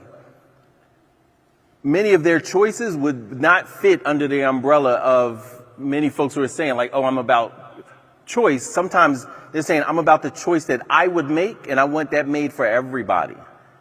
And I would say we have to like really expand the thinking about what that means and really center what are parents saying, and not just dominant culture parents, not just white parents. There are a whole lot of other families who believe in it, but they don't see themselves in some of the rhetoric and some of the conversations that are being had about pro-choice. So that means that interest convergence starts to dissipate because they're like, wait a minute, you're not really for what I believe about choice for my child, the socioeconomic and political conditions that they may be in themselves. So I would say one thing is making sure that we're involving the voices of all families and making sure that we're hearing this is what other people are saying. So what stands in the way is that choice has got to be choice for all, not just choice for some. And choice means that people can make an actual choice even if we disagree with that choice. And that's part of the question. So Steve. I would agree. That's the best kind of choice. Yeah. I'll say it this way. What stands in the way is the teachers union. Like, we don't have to dress this pig up and call her the prom queen. The lipstick doesn't change that it's got an oink. Like, this is what it is. We're here in this conversation because the teachers union makes money off of teachers who are forced to pay dues to their institution. Let's do some simple math, right? It's in the head, so just bear with me for a second. If you were in California, let's say that the average teacher pays approximately $1,500 per year towards their union. And you were to have 1 million children who were to be in a choice school that's non-union. So for every 20 students, you would have one teacher, or 75,000 teachers. 50,000 teachers. That would be a net loss to the California Teachers Association of $75 million in annual receipts. They don't give a damn about your kids or my kids. They want to make sure that they maintain that level of power. This has nothing to do with data. 15% of the United States schools are magnet or charter, yet 65% of all of the U.S. News and World Report top performing high schools are magnet or charter. 15% represents 65% of the top performing schools in the country. No one needs to wonder how. We know how. Yet and still, we allow ourselves to get caught up in this jousting with the teachers union. And this is where people like us, who sometimes find ourselves on the complete opposite side of the spectrum, have to lay down our weapons for this particular cause. And I say it this way. When we get caught up in the culture wars, what happens is we allow the teachers union to drive a Mack truck into the conversation around school choice. We take our eye off the daggone ball and we start swinging at each other. Whether you can teach African American AP in Florida or not. Whether you can teach CRT or not. Whether you think the world is flat or not, whether you teach evolution or not, whatever the thing that you feel like you teach. But if we stay 10 toes down on the notion that every single parent or grandparent or individual responsible for raising their children should be allowed to choose the school that is best for them. I'm a voucher person, by the way, full-fledged voucher. Then we can decide what works for us. Our problem is the teachers union doesn't move from their position. They're against all forms of non-union choice, period. But what happens to us along the way, on our way to the state capitol, on our way to the Board of Education? We get into these pissing matches about what's being taught inside the classrooms. Instead of saying, we don't have to have an argument about whether or not you want to fry fish and I want to bake fish. You go to where they're frying fish, I go to where they're baking fish, and we agree that we get to choose where we eat. I'll say this final point. I'm a voucher person because I know that this is a country that actually believes in vouchers. Medicaid, Medicare, the GI Bill, Section 8, right?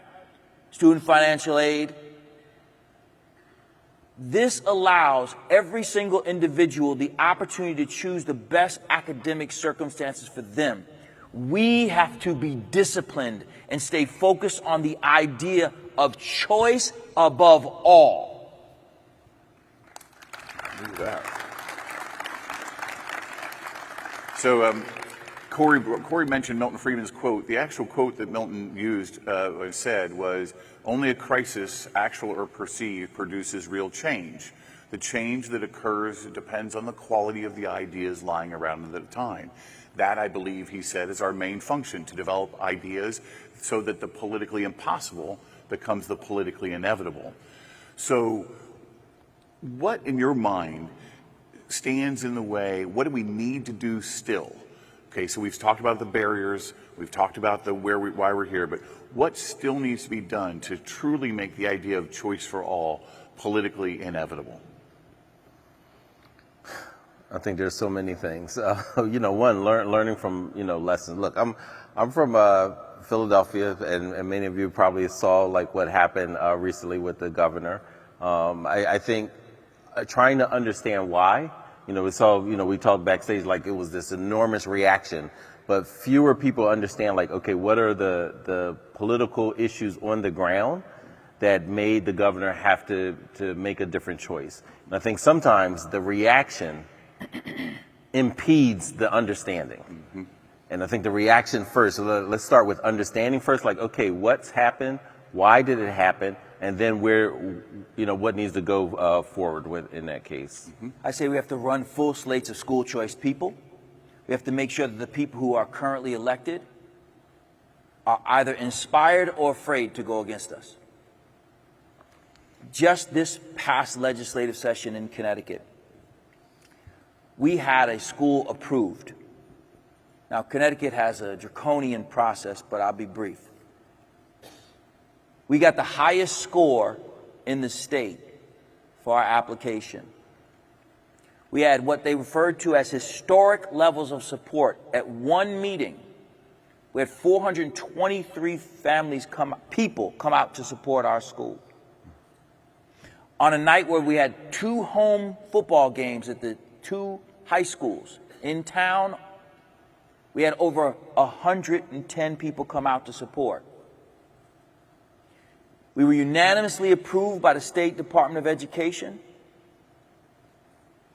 And at 11:48 p.m., 2 senators pulled $4.5 million out of the budget.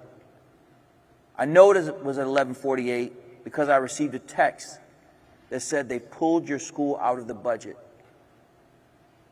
And at 12 o'clock, they voted on the budget. That happens because we can win the ground game, but we're not in, as we say from Hamilton, the musical, we're not in the room where it happens. And we need to make sure that when they close that door, they hear your voice. They know the door is going to open. We're not some narcos democracy. We're not some kleptocracy. That's not who we are. You don't get to go against the will of the people. Every single poll for Democrats and Republicans about school choice is positive to school choice. Yet we keep talking about this thing like it's something we're not really sure about. The data in terms of performance is clearly there. The community support is clearly there. Black, white, Asian, poor, rich, middle class, all support. If you ask anyone, anywhere, who do you think should determine where your child goes to school? Everyone says the parent. Where the breakdown in our system is that we have not put either enough inspiration or fear in those rooms where it happens. So I'm saying, when we speak together from both sides of the aisle, from all parts of the cultural divide, that even if we don't agree on anything tonight, what we will agree on is that every single parent is the only arbiter of what is appropriate for their children to learn. I would just I have 6 children, and I can't imagine not making the choice. You know what I mean? I just can't even wrap my mind around it. But unfortunately, so many parents can't even wrap their mind around having the choice, And I think it's really important that we understand that if we have a level of agency and privilege, we're going to find a way. And there are still spaces, and I think we have to call people out, We have to call politicians, where did your child go? I think that should be one of the essential questions that we ask any politician who's trying to get our vote. Where did your child and grandchildren go to school? Or which charter school leader are you calling and saying, hey, Doc, can I holler at you for a second? Mm-hmm. My niece is on your waiting list. Do tell. Wow, how did that happen? You didn't vote for school choice. I know, come on, man, we ain't got to do that right now. Mm-hmm. No, we do. We do. We certainly do. How about you pass a bill that says that every child who applies to my school brings the money with them by way of voucher so I can open up as many seats as I want? There is such a small but important voice that is piercing the skin of our effort, and it's the teachers union. It's just them. And as long as they can get us, Black and Latin people who are working in urban school systems, white people who are in the suburbs or rural, as long as they can keep us fighting each other, getting caught up in whether or not you teach this or that, whatever the thing is, as long as they can do that, they get another contract, they get another year, and we lose again. I don't know anybody, Brother Sharif, who has more than one child who thinks that those 2 children are the same. My sons could not be more different. But they went to the same school. They went to mine. That was our school. Yeah, I feel you. But to this final end, if you take anything from what I'm saying, please focus on the bigger picture. With universal school choice from sea to shining sea, we can decide what is best for our families. It doesn't have to be a charter school. It could be a magnet school. It could be a home school. It could be a micro school. It could be online, or a version yet to be developed. That part. Yeah. That part. But right now, we're fighting over the fact that our schools are still being run in the same way they were run in 1635. We should be embarrassed as a country. We should really just be embarrassed. And the scope of this problem, as we get to conclusion, from 1950 to 2019, we saw a 100% increase in student enrollment, a 253% increase in the number of teachers, that's fine, and a 709% increase in the number of non-teaching staff, all who pay dues. That's the scope of this problem across this country that we have to fight for children for. Okay, so with a minute left, you get the platform for 30 seconds. Go ahead, Sharif. 30 seconds. Let's recognize that essentially there are a whole lot of families who are not part of the conversation.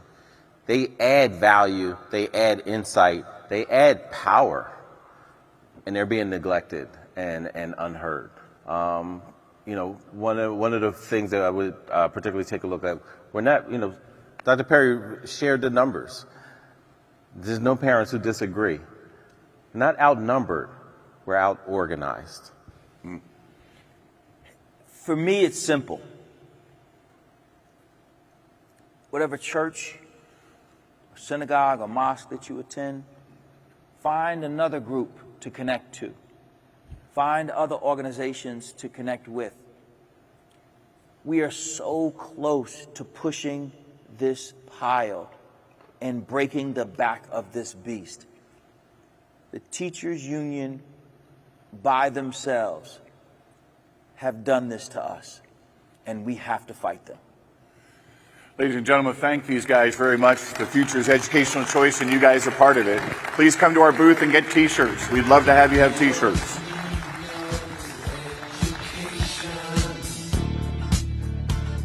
I love when people bring swag. Yeah, you know what you need? A t-shirt cannon. Just shoot it out, bah, bah, bah, bah, bah, because they love guns. And who doesn't love free t-shirts? And Milton Friedman. That's the trifecta of free stuff.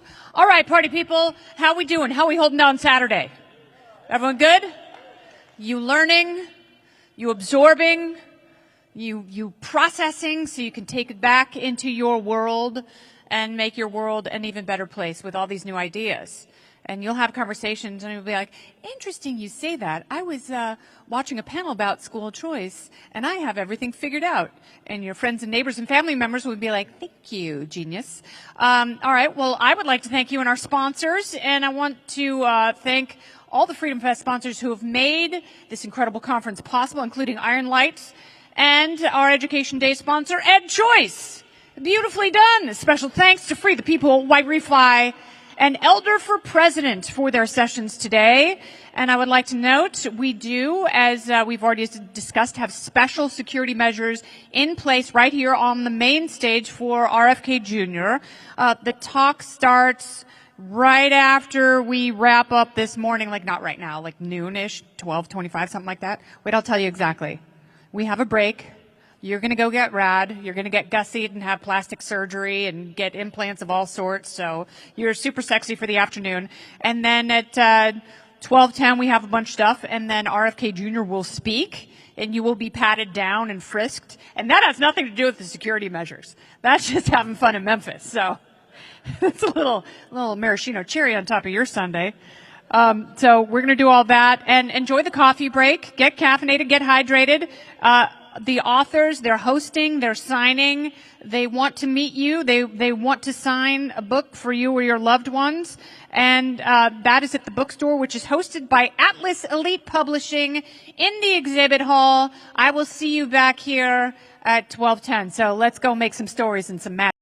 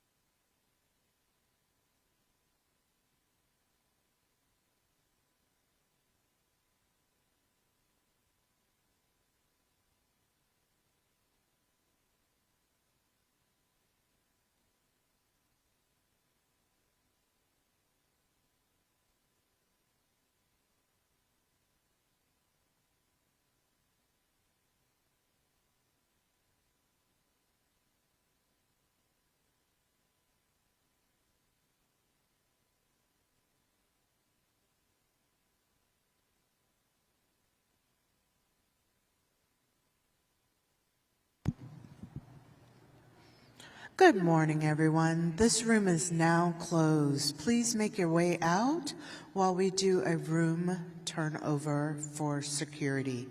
Please make your way out of the venue. Thank you.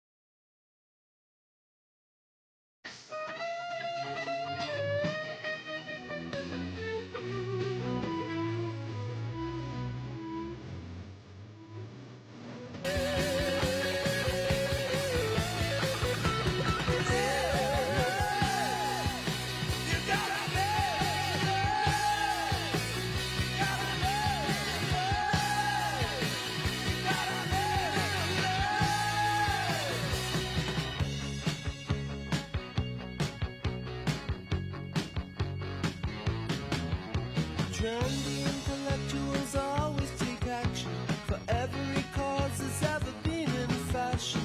Weekend revolutionaries protest and sing because they're dedicated followers of any old thing. They got every solution for every revolution.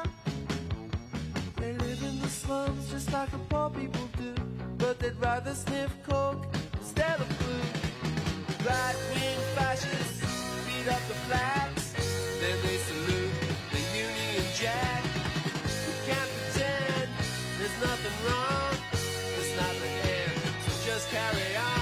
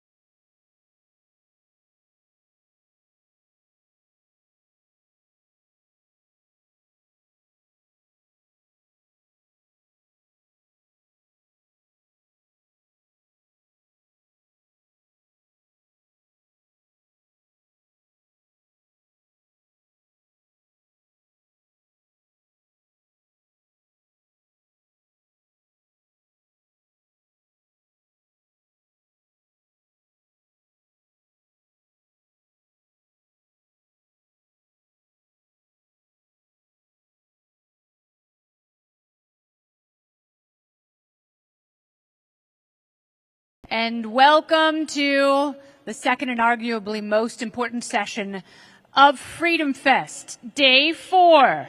How are we feeling? Are your loins girded? All right. Okay, very good. Mark Skousen was like, well, one panel was fantastic, but the wrap-up panel is going to be legendary. I will let him take it away, the founder of Freedom Fest, sitting right there in the middle in his kingly throne, Mark Skousen. Yeah. Thank you very much. It's a delight to be here. We just have a closing panel of 20 minutes because we, well, maybe 15 minutes. That's all we get.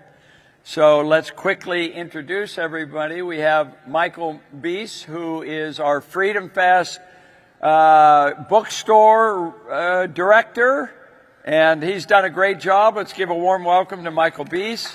He's also a marketing genius when it comes to making books, best-selling books on Amazon, right? Absolutely. Yes, absolutely. Okay, in addition, we have Elizabeth Nolan Brown, who's the editor of Reason Magazine. Welcome.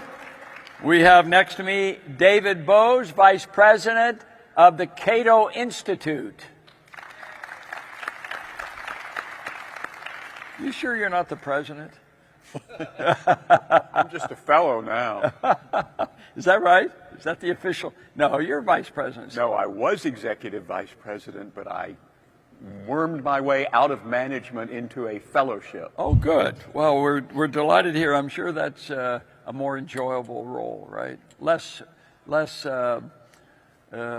difficult to deal with, right? Fewer difficult personalities. Yeah. Right. And last but not least, Sylvanus Salinas, the president of FEE, the Foundation for Economic Education out of Atlanta. And so how would you do against Enos Friedman in terms of like an NBA player? Would you be able to handle that? I wouldn't, but at least I'd get to shoot, and that's what matters. Yeah, for sure. 3-pointers. So to get our program started, I'd really like to, I really felt, David, you presented a manifesto, if you will, a libertarian manifesto in your talk yesterday, or was it the day before? I get confused. But give us the basic thesis of your, it seemed to be a little bit of a critique of libertarians and the way they're seeing things in the world and how we can be more effective. If you could give a short summary, we don't have a lot of time, so just a few minutes summary of your talk, and then maybe we can get a little bit of response from everybody else.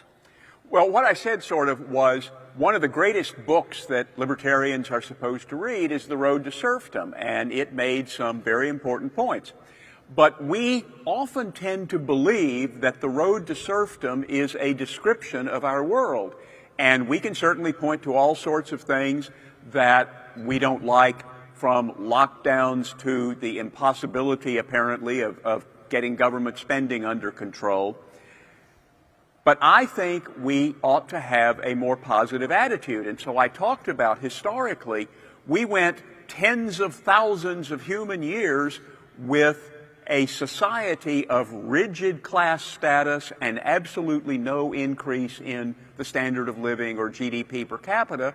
And then liberalism came into the world, the Enlightenment and liberalism, and that revolutionized everything. It changed everything. And since then, in my view, we have basically been on a road to greater freedom.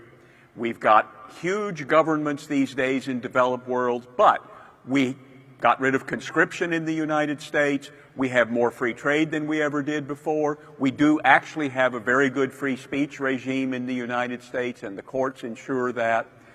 But there's a rise of illiberalism in the world, both in the United States and around the world. And so our task right now as libertarians is to defend libertarian ideas and to make them more appealing and effective, but also to defend the broader liberal order, just the general idea of liberalism, of a world of freedom and tolerance and human flourishing that liberalism created and that many people, well, not that many people, but too many people these days are trying to narrow or even extinguish. You know, David, you've really hit the nail on the head, and I like your optimism because in today's world it's really easy to get depressed about things. Speaking of depressed things, Hayek in chapter 10 of The Road to Serfdom has a famous chapter called Why the Worst Get on Top. So, Elizabeth, you have been covering these presidential candidates. Next year's an election year. You've been pretty critical of pretty much every candidate.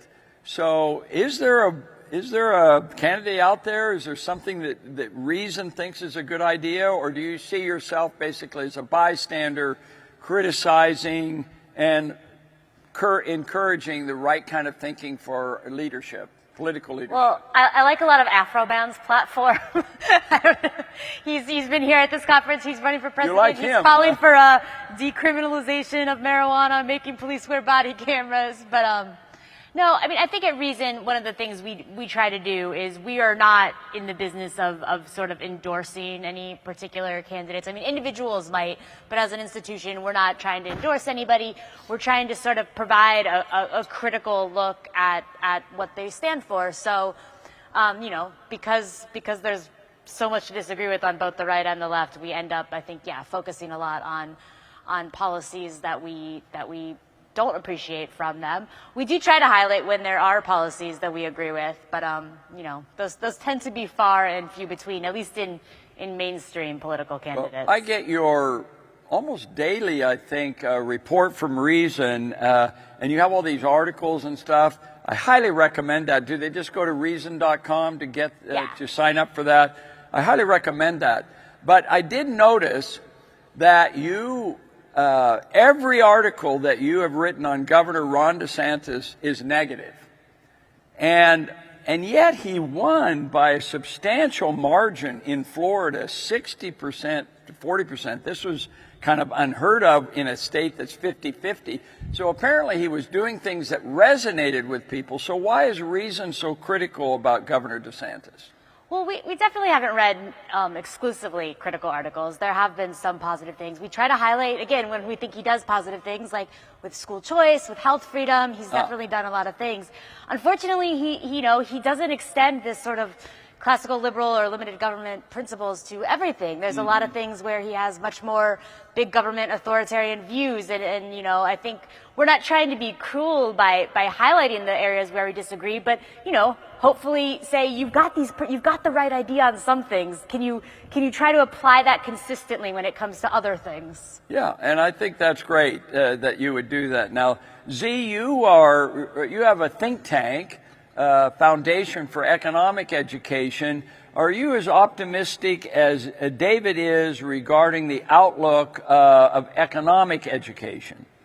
I'm a short-term pessimist, long-term optimist.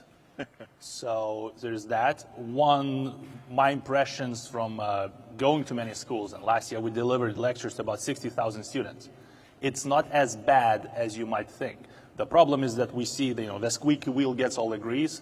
So we see the worst examples of schools or teachers. We don't see the best ones, or we don't see actually the average of the mill teacher.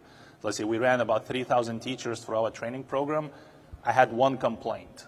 It was 1 out of 3,000, that's pretty good. In fact, when we go to schools, when we talk to teachers, and TK, let's say that TK delivers a lecture, most of the time what we get is people saying, well, can you come back? Can you do that more often?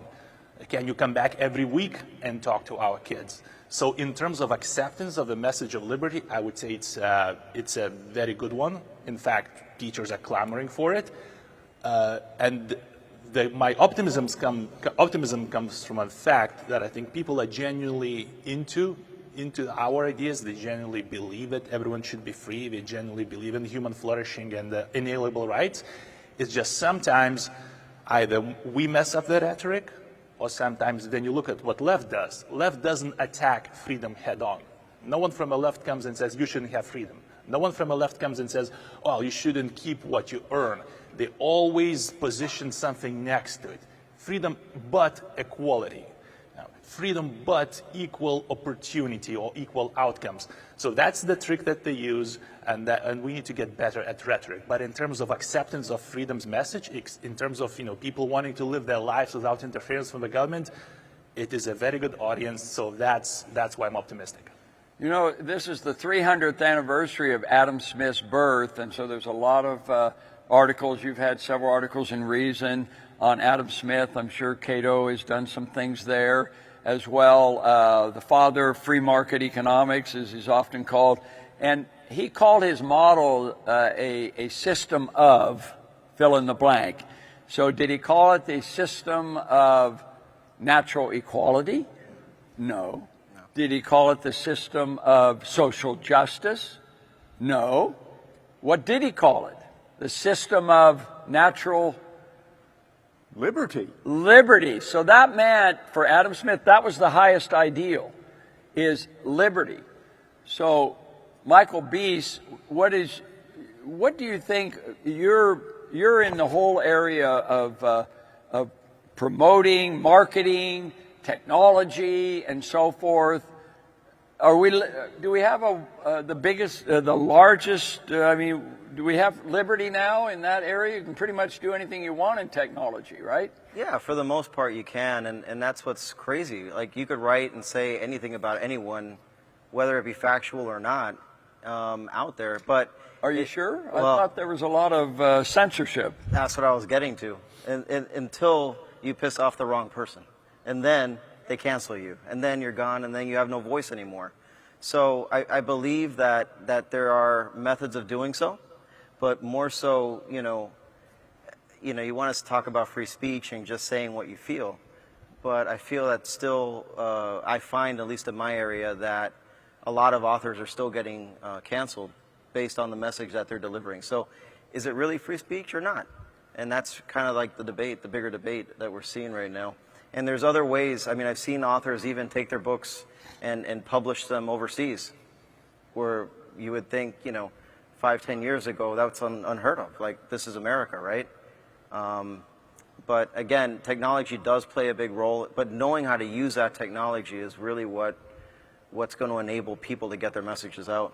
Yeah, very good, Michael. So, 3 out of the 4 of you have used the term left-wing, right-wing. You didn't use it in your introduction, but in your talk you used left-wing, right-wing. But of course, libertarians are theoretically not left or right, because we are liberally, socially liberal. You would accept that term, correct? Yes.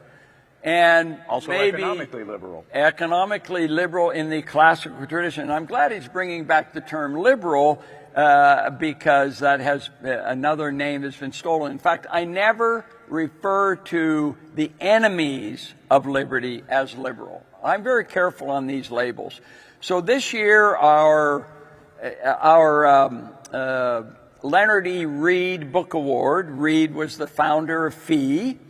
We thought, what a great title for Read This Book. So every year we give out a Leonard E. Read Book Award, and we gave it this year to Hiram Lewis and Vernon Lewis, The Myth of Left and Right, How the Political Spectrum Misleads and Harms America. And I would think this would appeal to us libertarians, because it's hard for us to put us in these little boxes of left and right. So why don't we just abandon left and right and just talk about up and down? You're either an upper or a downer. How about that?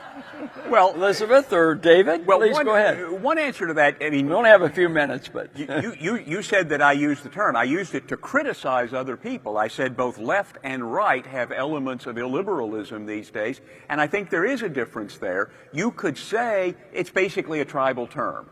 We over here, we're the left, and them over there, they're the right, and they're the bad guys. That's sort of the problem. Yeah. But there are differences. There's the sort of fascist personality cult model that tends to be found on the right, and then there's the party state model that tends to be found on the left. So if you're called a rightist, you're called a neo-Nazi, because, or a fascist, a neo-fascist. That would be a bad thing. Yeah, you'd bristle at that. Yes, I would bristle at that. And that is a problem with the concept of left and right because, you know, is the spectrum that Milton Friedman is to the right of Ronald Reagan and then Hitler is to the right of Milton Friedman? That doesn't make any sense. And you could say the same thing on the left. Is Nadine Strossen to the left of Chuck Schumer? Yeah, because she's a real free speecher. But does that mean then that Bernie Sanders, the socialist, is to her left? That doesn't quite add up either. So, Elizabeth, would you like to use the term briefly? We got to wrap up, but give us a sense. I mean, I've been trying to encourage Reason editors to stop using left and right entirely. I've abandoned it for 30 years. So what's your view? Do you think that's an accurate term? From a philosophical standpoint, I totally agree with you. You know, I think it is, like David said, more apt to talk about liberalism versus illiberalism, because there are liberal, you know, classical liberal on both the left and the right, and there are illiberal people on both the left and the right. Unfortunately, in journalism, you know, it's sort of shorthand when we're talking about things and you're trying to convey things in the least words possible. So we end up having to resort to this language that you're right, is not terribly effective at actually capturing what's going on. And from a practical point of view, actually, foregoing the labels, because most people, most people are unlike us. They have other things to do than to gather here for 4 days to talk about liberty. Most people care about their everyday lives. So if you approach them with left, right, or Hayek, they will not listen to you. But when you start explaining things to them, why low taxes, why personal freedom is much better, they actually will listen to you without getting into this classification. That'd be great. So we've run out of time. I would like to recommend Richard Rahn, R-A-H-N, and his columns in the Washington Times. He doesn't use left and right anymore, and he's very effective. So that would be my recommendation. Again, Z, thank you. David, Elizabeth, Michael, short and sweet. And thank you all very much. See you next year, huh? We will see you all next year. We're all going to fly together, or we're going to drive in a party bus. And they told me it would have me on and a pole in the middle. David Bose, the legend, Mark Skousen, the reason we're here, Elizabeth Nolan, bringer of life, and that one guy who is just amazing. That's you. There he is. He's never been in my kitchen, so I don't know his name. But he's great. Hey, who wants to hear from... Okay, so this is my favorite thing in the world, because I talk to people all the time, obviously about politics, and like, oh, you know, you're a libertarian, what does that mean? And it means stay away from me and give me guns and weed. Although I don't smoke weed. But, you know, if I did, I'd protect it with my guns. But they're like, I'm so mad at the two-party system. It's the worst. I hate Republicans and I hate Democrats. But that's what they say all the time. But they're like, but we really should stop throwing our votes away on third parties and just vote for Republicans and Democrats. I'm like, oh, the entities you hate? That's the dumbest thing in the world. It's like, I really hate having this bloody contusion on my forehead. I hate it so much. It's the worst thing about my life. But I'm going to keep banging my head against the wall. That's essentially what's happening. And I'm sorry, but as the schoolmarm of the stage this moment, I find that to be unacceptable. So let's have a little shift at the ballot box, shall we? So let us welcome the executive director of the Libertarian Party. She knows a thing or two about reaching out to people, making waves, and getting votes. Here is Laine Houston and her panel. Excited for today's talk because we get to discuss something a little bit naughty, but a very vital conversation. As Kennedy just mentioned, we are the Libertarian Party.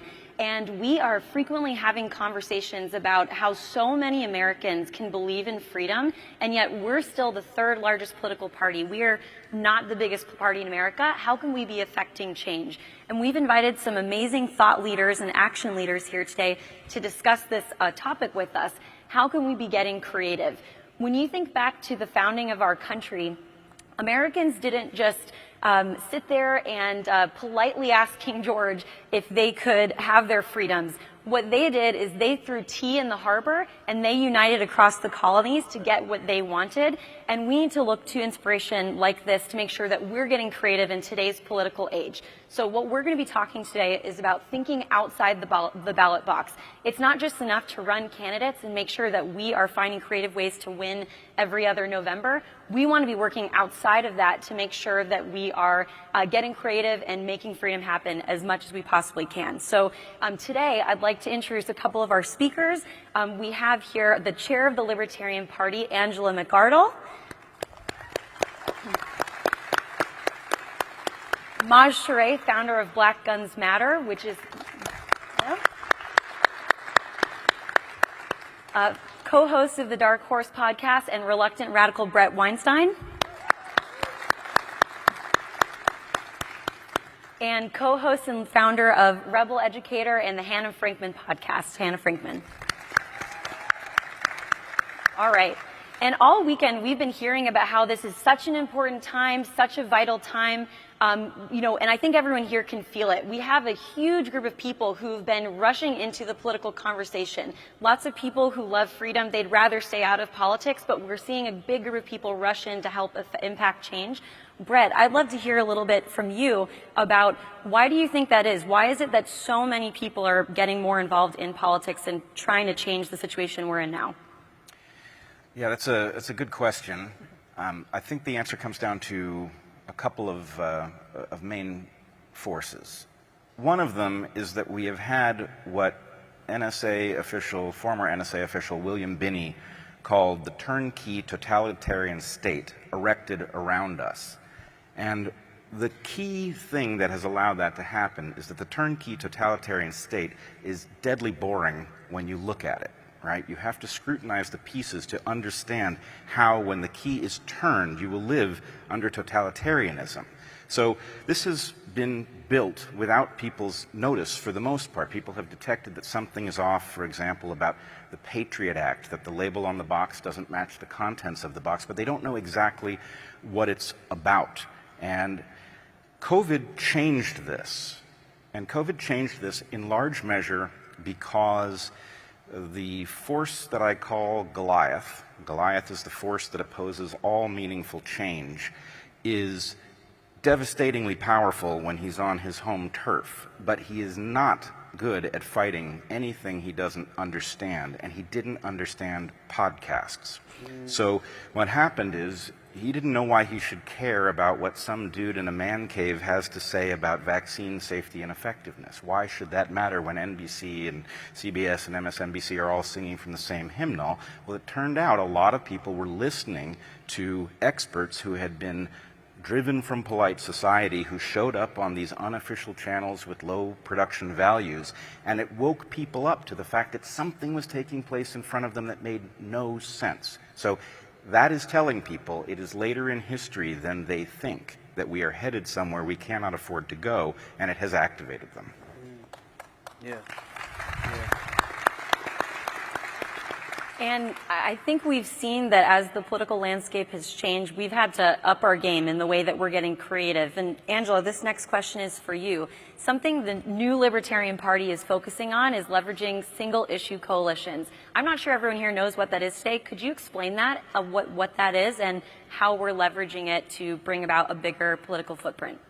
Absolutely. So single-issue coalitions are where people from different groups, maybe groups that would otherwise never associate with one another, come together in a moment of agreement about one particular issue. So with the Libertarian Party, during the last year, we formed a really powerful issue coalition to oppose war. We worked with a left-wing populist minor political party called the People's Party. They're ex-Bernie bros. That's how you could think of them. To oppose war. There are people that left Bernie Sanders' campaign because they were disillusioned. You could call them red-pilled leftists if you want. And then we started to branch out our coalition, and we worked with members of the Green Party, other members of the dissident left who are politically active, but maybe not, they don't consider themselves Democrats. And we got together in Washington, D.C., and had about 3,000 people there attend our rally, and it was the largest anti-war rally in nearly 20 years.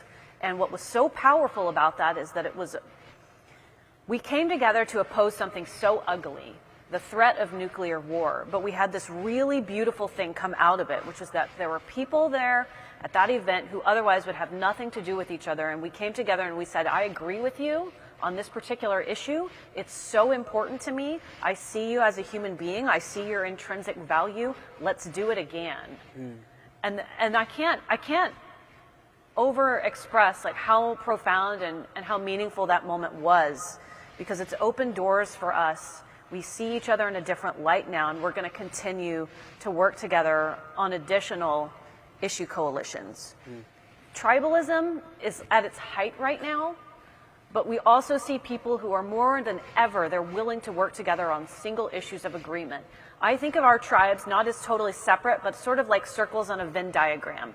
Everybody overlaps with someone else just a little bit, and that's what I want to lean into really hard for our future. Yeah. Absolutely. And I think what's interesting about this is I don't think if you heard that you were going to a Libertarian Party panel today, you thought you would hear the leader of that party talking about teaming up with the People's Party and the Green Party, right? It really shows a sign of the times and that we need to get creative. Another person who's getting creative is someone I extremely admire. I know we've got a lot of Second Amendment advocates here, and thank you to all of you in the room. Sharpe is not only a person who speaks out about the fact that we need reform and we need to be expanding our Second Amendment rights, he actually goes into urban centers and teaches people the very vital tools for self-defense that you need to navigate dangerous landscapes, and teaches people conflict resolution, de-escalation, gun safety, and how to really leverage your rights and responsibilities. Yeah. Maj, could you tell us a little bit about Black Guns Matter and why you founded it? Yeah, we started because we saw that this conversation about freedom in this demographic was, not only was it not being had, but it was deliberately being eschewed. It was deliberately saying, you know, as we all know, I know everybody here is tired of hearing everything being called racist, but gun control is and was racist. And so the demographic that was mostly impacted by that was the areas, you know, where I live. So instead of just, you know, arguing about, oh, this is wrong, we wanted to empower that community by crowdfunding, making these classes available for free based on individuals choosing from all different backgrounds across different political, you know, alliances or not. Just getting this group of people to say, we do agree on this issue that we should have the means to defend ourselves.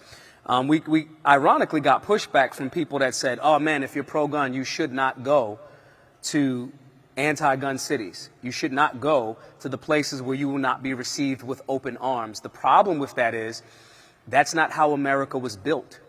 The problem with that is the exact opposite of every Rocky movie that has ever been, you know, on the screen.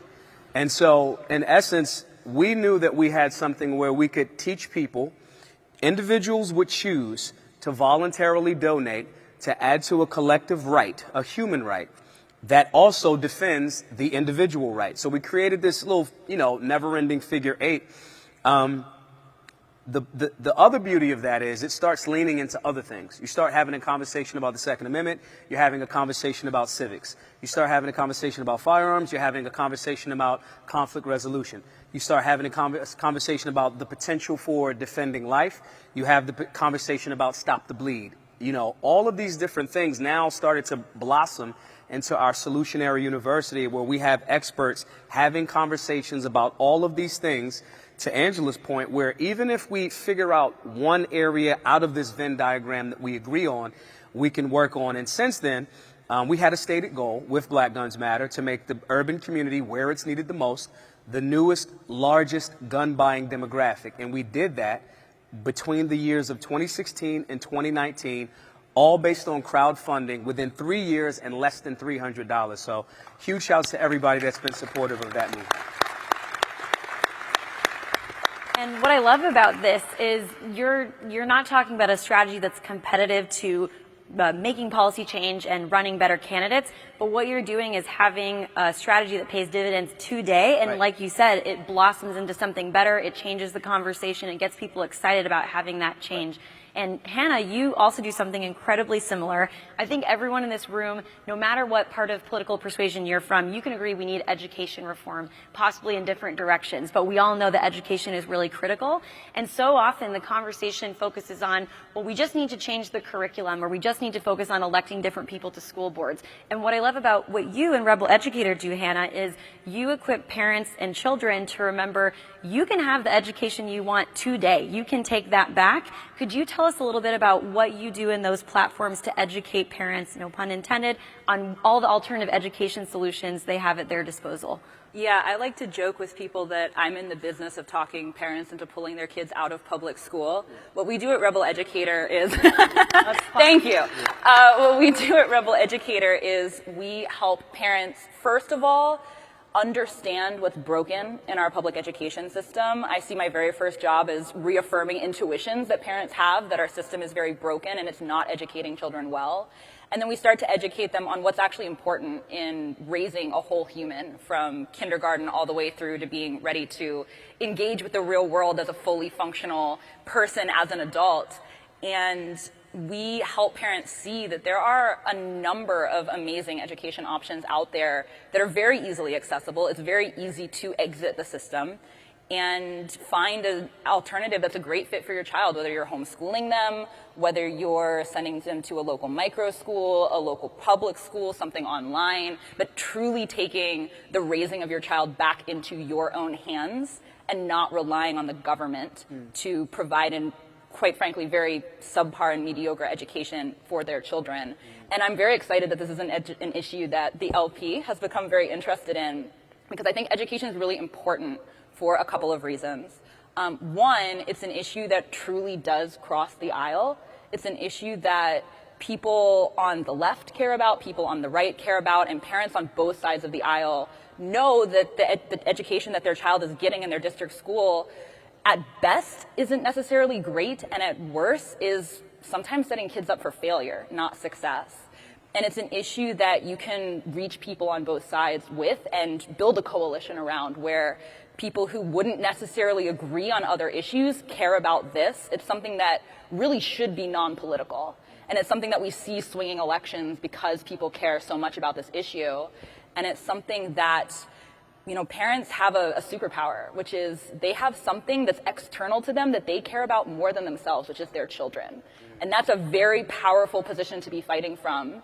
It's also powerful because when you're exiting the system, you're making a very bold statement. You're not waiting for someone else's permission to, you know, you're waiting for an election cycle to maybe see a change. If you pull your kids out of public school, that is a very big statement to be making, that you care about the outcomes here and your vote will be allocated accordingly. And also, nothing matters more than the kids, really, because we can win everything else, but if we don't educate our children in a way where they don't hate their country and they don't feel guilty about their life goals or where they were born or the demographic that they're in, we can win everything and we'll lose it in the next generation because the kids don't care that we've won it. So the kids are the most important thing. Yeah. And I think you all hit the nail on the head. The themes I'm pulling out of everyone here in each of these creative strategies is we need to be hands-on, not wait for permission. We're libertarians. We don't do well with permission.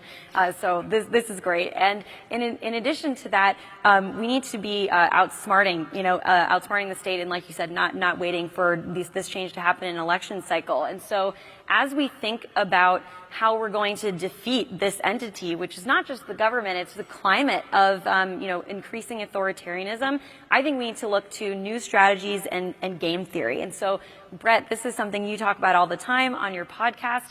What do you think is the interesting nature of the game that we're playing now, and how can we outsmart and choose a different game than the one the duopoly puts in front of us? You have to look at the picture from the perspective of an entity that wishes to exert control but doesn't have infinite resources. It has to figure out how to spend. And so the duopoly represents Goliath, and it owns enough properties to control races and political power sufficiently that it is never displaced. The way to beat it is to recognize where it hasn't invested because it's cheaped out or because it doesn't understand, and to leverage those. And so what you want to recognize is the game that Goliath wants you to play is the primaries will keep anything meaningful out of the general election, right? That can fail. Trump proved that can fail, but in general, the parties control what makes it to the general election, and what makes it to the general election is uninteresting. It will not exert an important force for change. If you attempt to leave that system, then you become the spoiler, and that spoiler is the worst thing in the race. And so nobody wants to join a spoiler effort because they don't want to be blamed for electing the greater evil. If you can't escape that game, you've lost. So what you either have to do is stare down the accusation of spoiler and say, are you telling me that if Ralph Nader gets 1 vote and your candidate loses by 1 vote, that this is Ralph Nader's fault? Right? No, the fault is yours for running a candidate that couldn't defeat the other one. It's not Ralph Nader's fault. So you have to be able to advance a third-party effort and to be able to say, look, you've left us no choice. You keep denying us a candidate that would do anything that was in our interest. We have to run the risk of spoiling your election in order to exert a force in the interest of the public. Absolutely. And this is a criticism we hear often in the party, right, is the spoiler vote. The one man's spoiler is another man's swing voter, another man's kingmaker. And I think one of the places that the Libertarian Party can really help advance the field here is having very high standards and making sure that we're able to speak out for what it is we do want to see. We don't want this to be a vote against one candidate or another. We want to actually support candidates that have our values. And so, Angela, how do you think we are standing up to raise the bar for candidates in every political party, our own and outside of it? Well, the Colorado Libertarian Party just made waves recently where they struck a quote-unquote deal, a gentleman's agreement with their state-level GOP, and they said, we are going to spoil your races if you keep running terrible candidates. So they issued a challenge to the GOP. They said, if you will run candidates at the state level that we think are up to snuff, that actually represent and advance the cause of liberty, we won't necessarily run someone against you. So I'm going to be reaching out to state chairs throughout the Libertarian Party affiliates and asking them if they want to adopt a similar strategy on a couple of key races across the country. We're calling it Operation Warhawk Removal. For the worst offending pro-war candidates, we don't care what party it is, we are coming for you, and we want to ruin your campaign during the primary season.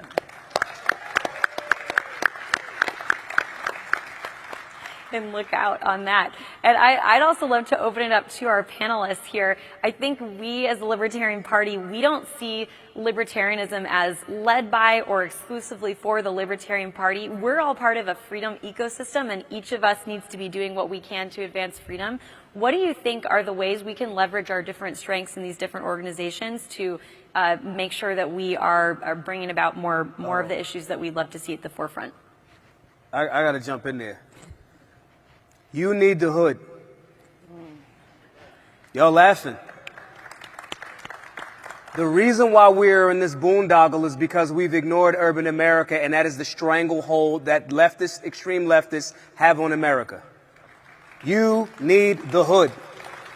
It is not an unwinnable district. It is not left. This is America. They are Americans. They are humans. That message resonates. And the only reason that I'm 1,000% certain about it is because it's exactly what I was told to not do with Black Guns Matter. Do not go there. Do not go there. And that is the place where we made sweeping changes. You need the hood. Outreach is important. No district is unwinnable. Create the liaisons, build coalitions. We will help you. You need the hood.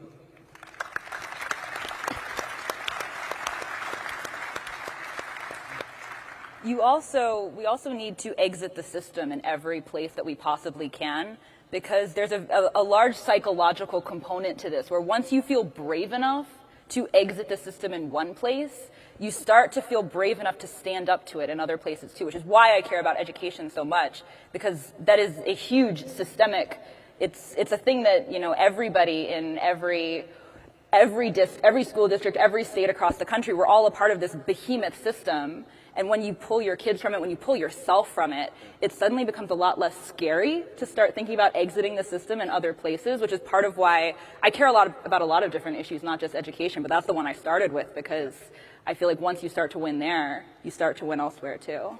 Amazing. And I think what's so great about this, like you mentioned earlier, is it's not enough just to stand up for something. Education is a place where you can do something about it and vote with your feet. And I think that's a wonderful place for us to end today. So I'll just put one last question to the panel. When we think about the ways that we can be brave and not just talk about the issues that matter, not just vote, which we encourage everyone to do, but how can we be brave and change what the situation that we're in today? Any parting words?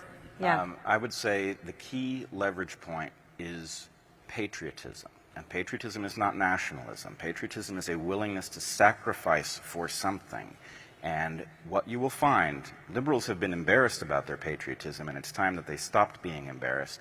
But there is a giant coalition out there. It is a coalition that explains my presence as a liberal on this stage with libertarians. And the point is, this is the moment at which we must defend America, we must defend the West, and that is an honorable, patriotic position.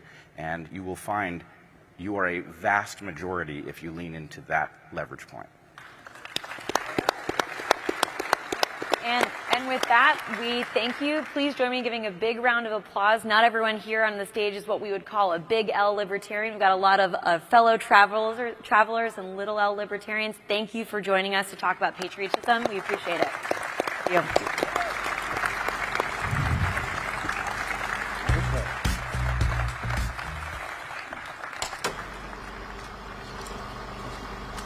Palpable buzz. I love it. Freedom Fest is a magnet, not only for freedom seekers and liberty lovers, but also those who are not afraid to have real conversations about things where there might be gulfs and gaps and chasms, where we might have some disagreement. But it also happens to be a magnet for those who want to be powerful, for those who want the most powerful job in the world, and that is the President of the United States.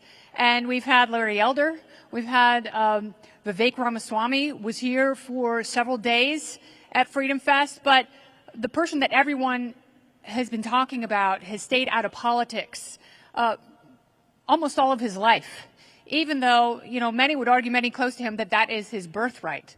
And although he has not been courting donors necessarily, he has courted controversy, and it has gotten a lot of people talking.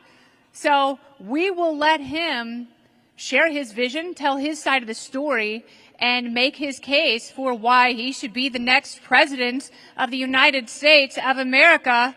Are you ready for a little Kennedy on Kennedy action? Please welcome Robert F. Kennedy Jr.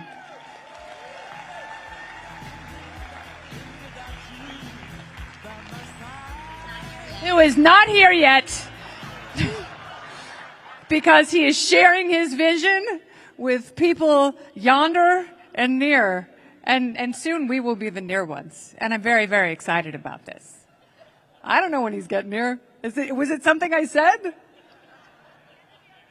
I know. We all want some Kennedy on Kennedy action. I did not say anything about frogs, like transsexual frogs. I said nothing of the sort. I wasn't talking about Miracle Grow or Monsanto. I am not brought to you by Nabisco. I'm just trying to bring a little freedom to your fest. I don't know what you were doing last night on Beale Street. I saw some woman playing a rusty trombone, and it was not an instrument.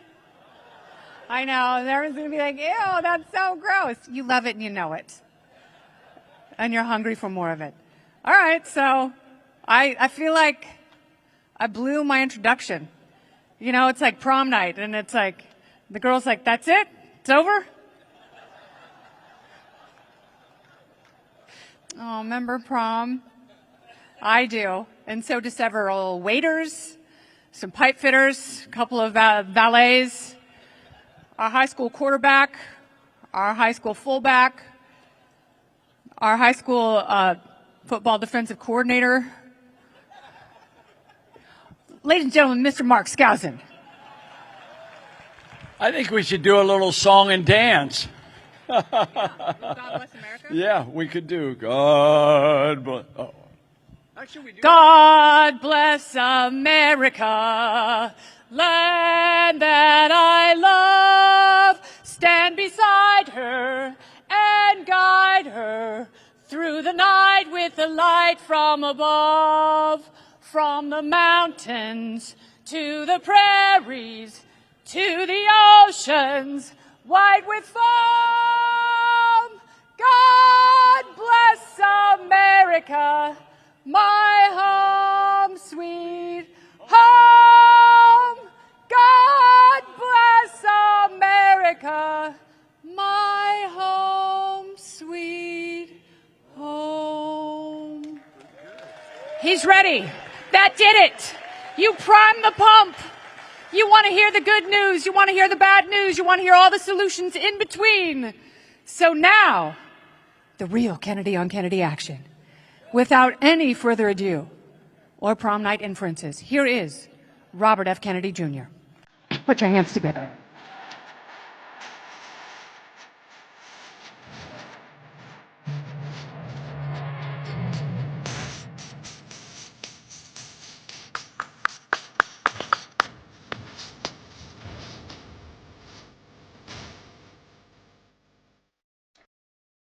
Thank you all very much.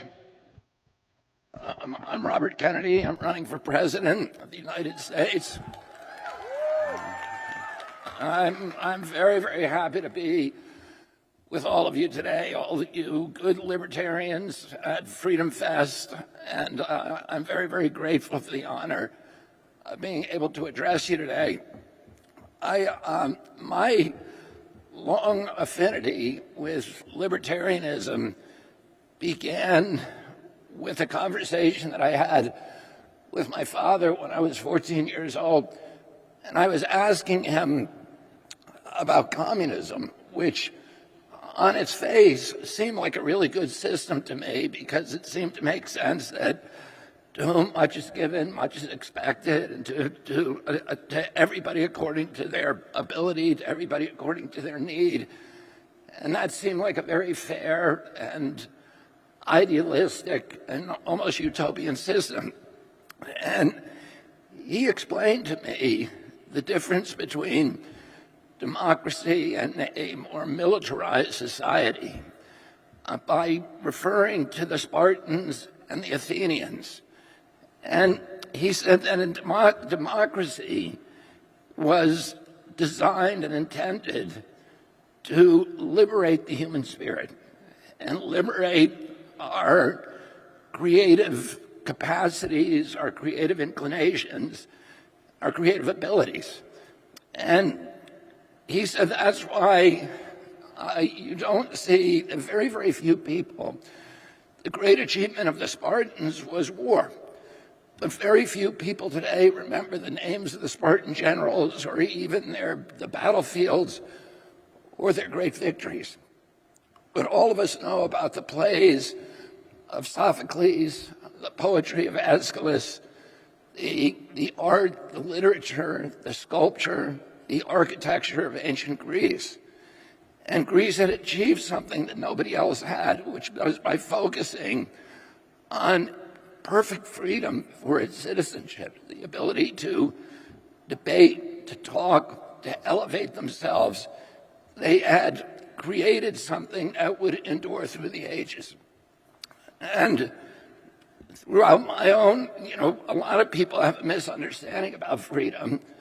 They think of it as an excuse for self-indulgence, for self-interest, for elevating our own condition at the expense of our neighbors or our fellows.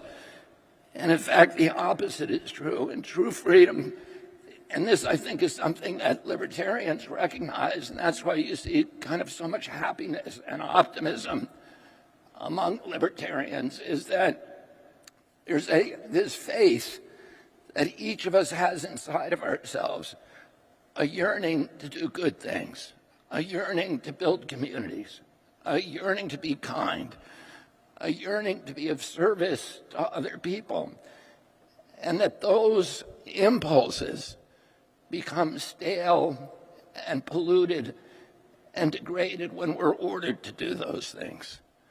And when I was a little kid, I grew up in a community where I knew my neighbors, where when I went to the barber shop or to the local bookstore, there were awards hanging that from the local Boy Scouts because of contributions, or the local Little League, or the Boys Club.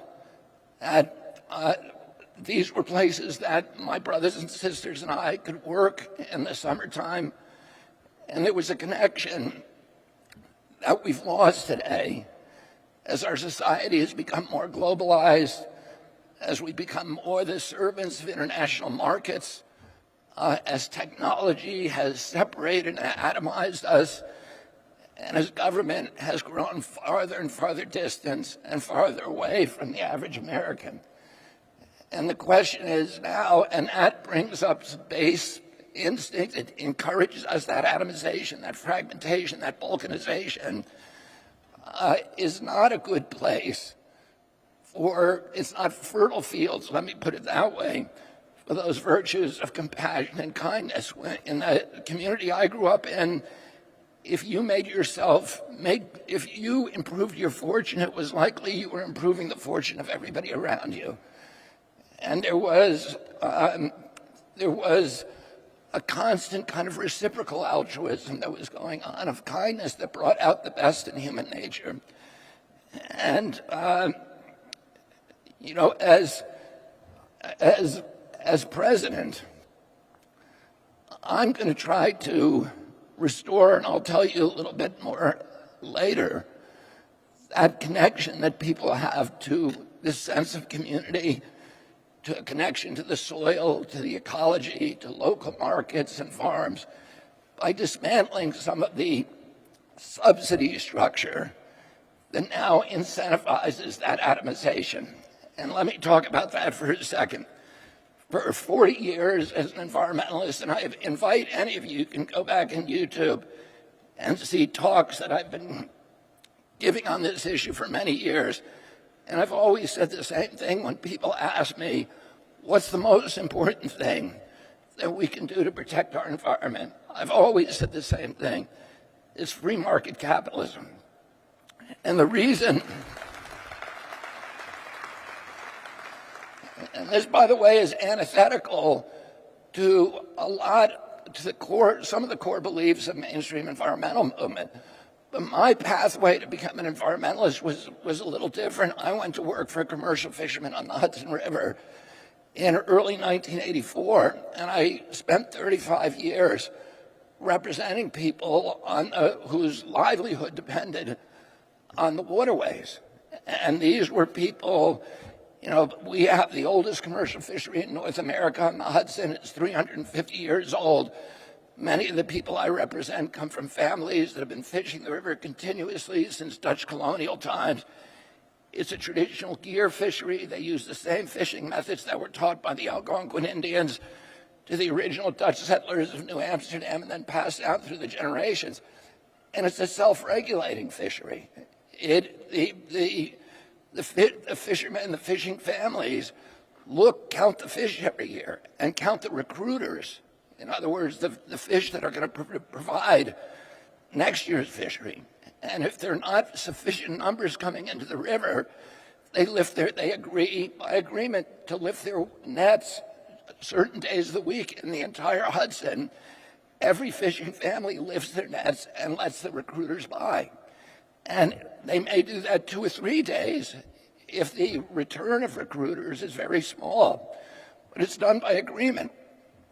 And as the result of that, and as the result of our work on the Hudson is an international model for ecosystem protection. This is a river that was abused by big polluters. It caught fire when I started working there. It turned colors, depending on what color they were painting the trucks at the GM plant in Terrytown. It was dead water for 20-mile sections north of New York City, south of Albany, zero dissolved oxygen. Today, it's the richest waterway in the North Atlantic. It produces more pounds of fish per acre, more biomass per gallon than any other waterway in the Atlantic Ocean north of the equator. It's the last major river system left that still has strong spawning stocks of all of its historical species of migratory fish. And we've cleaned up most of the large pollution sources in the river. But the fishermen are now virtually all out of business. the hundreds of fishing families, the thousands and thousands of fishing families. The Hudson was a social safety net in the Great Depression. When people lost their jobs, they went down to the river to get blue crabs or shrimp or shad or sturgeon or herring or alewives. And they fed their families, and some of them made a living doing that. 10,000 men fed their families and made a living during the Great Depression when there were no jobs available. Today, if we had that same calamity, economic calamity, they couldn't go to the Hudson because the fish, although they're abundant, are virtually all of them contaminated with General Electric's PCBs. And in 1973, the Department of Environmental Conservation, the EPA, said those fish are too toxic to eat. The fishermen can no longer catch them, and that was the major financial source of their income. So a lot of them went out of business, but they didn't go out of business because their business model didn't work. The people I represent were capitalists. They believe in the capitalist system, and they knew that for 350 years their business model was working. The reason it stopped working is because the General Electric company had better lobbyists than they did in Albany. And they were able to get permission, that company was able to get permission from the Department of Environmental Conservation and federal EPA to do something that was completely illegal, which was to dump its waste into the Hudson River. And as a result of that, General Electric was able to maintain, GE, I was part of the original discussions where GE was threatening the governor. We have 60,000 jobs in New York State. And if you don't allow us to dump the PCBs into the river from their capacitator plant, we are going to move over to New Jersey. And we'll do it from that side of the river. And they'll get the jobs, and they'll get the tax revenue, and you're still going to get the PCBs. So New York went along with it. And yet, a decade later, General Electric closed those plants and moved all 60,000 workers out of New York State. And they left the people of the state with a $4.3 billion cleanup bill that nobody can pay. And everybody in the Hudson Valley has General Electric's PCBs in their flesh and their organs. And this fishery that had enriched the palate and the culture and the economy and the history of the Hudson Valley for 3.5 centuries was closed down. And it was closed down because somebody got a subsidy, because General Electric got a subsidy that allowed it to evade the discipline of free market capitalism. And from the beginning, I've said that free markets are good for the true free markets, not what we have in this country, which is corporate crony capitalism. A true free market promotes efficiency, and efficiency means the elimination of waste, and pollution is waste. A true free market would encourage us and force us to properly value our natural resources. And it's the undervaluation of those resources that cause us to use them wastefully. In a true free market, you can't make yourself rich without making your neighbors rich and without enriching your community. But what polluters do is they make themselves rich by making everybody else poor. They raise standards of living for themselves by lowering quality of life for the rest of us. And they do that by escaping the discipline of the free market. You show me a polluter, I'll show you a subsidy. I'll show you a fat cat using political clout to escape the discipline of the free market and force the public to pay their production costs. That's what all pollution is. In a true free market, if you're an actor in a true free market would require every actor in the marketplace to pay the full cost of bringing his product to market. And that includes the cost of cleaning up after yourself, cleaning up your mess, which was a lesson that we were all supposed to have learned in kindergarten. But polluters do something different. They figure out ways to externalize their costs and force the public to shoulder those costs, the way that the public of New York is now shouldering permanently the cost of General Electric's capacitors. And when they can do that, it means they can lower the price of the product and outcompete their law-abiding competitors by cheating the free market. And that activity, that action distorts the entire marketplace. And none of us gets the advantages of the freedom, of the prosperity, of the enrichment that free market capitalism otherwise promises our country. And you know, I grew up in the 60s, and I met Rachel Carson when I was a little boy through my uncle, President Kennedy, and he went to bat for her when Monsanto was trying to destroy her reputation. And I was around in 1970. 1969, the Cuyahoga River burned for a week with flames that were 8 stories high, and they couldn't be put out. The Lake Erie that year was declared dead. 0 dissolved oxygen. No fish life left in the lake. We had a Santa Barbara oil spill that closed all the beaches of Southern California and destroyed the economy, the recreational economy for 6 months.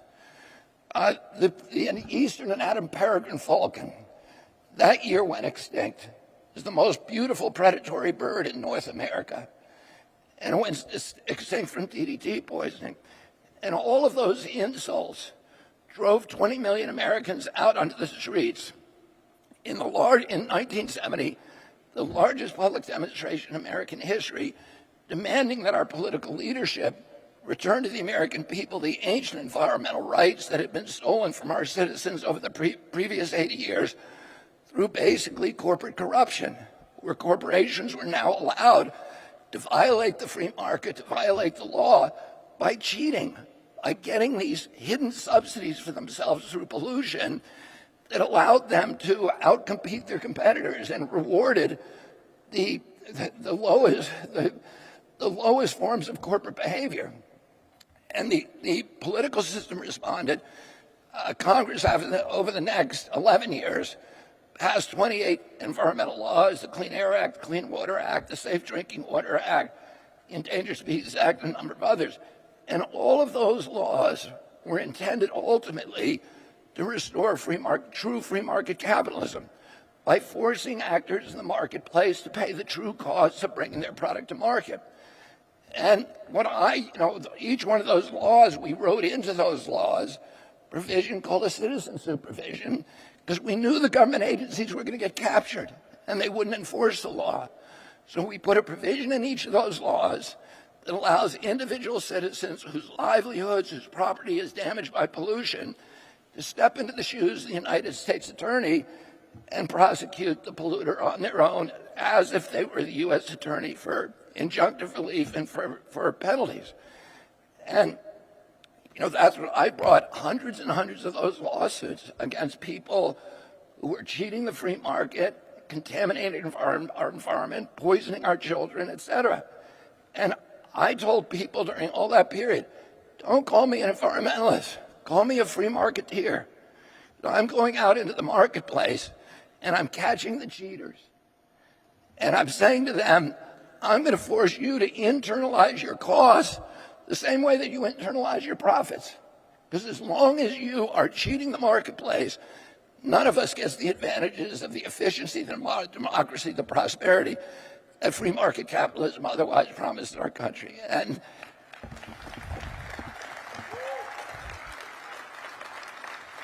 I want to talk, I don't see a clock here, so I have no idea how much time I have.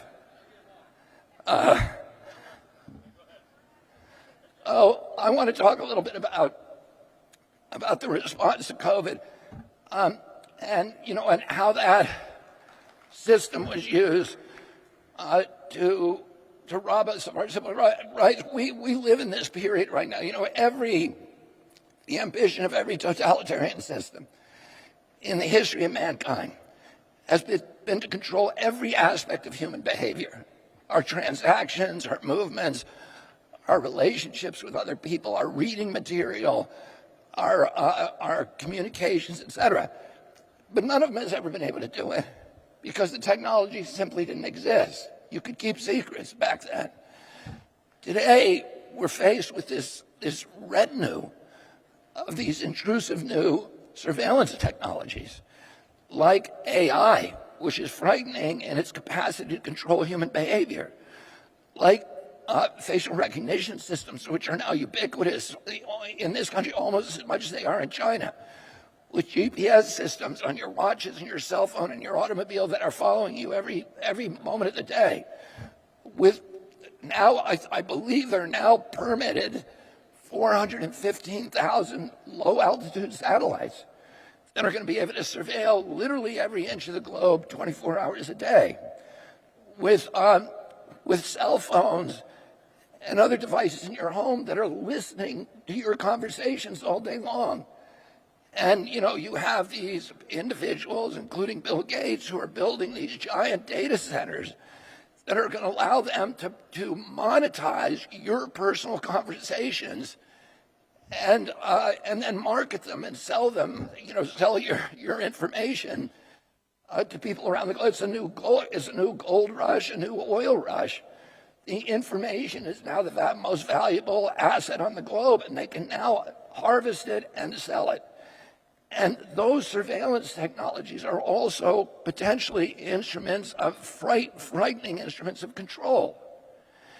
And what I've been making the point is that given we're creating this system of turnkey totalitarianism, where if the wrong person steps into the White House and wants to take advantage of those policies, and they now have the intelligence agencies who have demonstrated their willingness to work along on those projects, the CIA, the FBI, the NSA, et cetera, that they will have a system in place in which they can impose total control on the American people. And if they do it in this country, the rest of the world is lost because we're the exemplary democracy of the world. And that our response to that should be to be pouring concrete on our constitutional rights, on our Bill of Rights. And 10 minutes, and raising the barrier against these kind of intrusions. But what was our response? I mean, first of all, we know it was not a good response for public health. You know, the Wall Street Journal did an article this week that said the silencing of dissenters like me, and I was the first person that the Biden administration ordered censored. And we now know, and this is in Judge Doty's decision that he released this week, or on July 4th, and on January 21st, the Biden administration came into office. On January 23rd, they ordered Twitter and Facebook to censor me. And 3 weeks later, I was removed with 800,000 followers. But we saw that, and it didn't do any good. It didn't help public health. What the Wall Street Journal articles did, Wall Street Journal said that censoring of the doctors, the scientists, the people who were criticizing some of these policies actually took lives. And the number of lives, we don't know, we'll never know. But we do know this, that whatever we were doing in this country was not good policy. We have 4.2% of the global population. How come we had 16% of the COVID deaths? That was whatever they were doing was catastrophic. There were countries, you know, that we were told, the African countries and poor countries like Haiti were going to be devastated by COVID. Well, guess what? Haiti had a death rate of 15 people per million population from COVID. Nigeria had a death rate of 14 million. That's 1/200th of our death rate of 3,000 per million. So whatever they were doing, and I have a good idea about why that went wrong, but whatever they were doing was wrong. And it's not just because those were younger populations. Japan has the oldest population in the world, and it had 1/10 the death rate that we did. It didn't follow our protocols. So, but the The response was not, we saw this all from the beginning, and all of us were troubled by this. It was not a public health response. It was a militarized and monetized response to a public health crisis. And they started with censorship. And they, censored me and everyone, not just the Biden administration, but the Trump administration.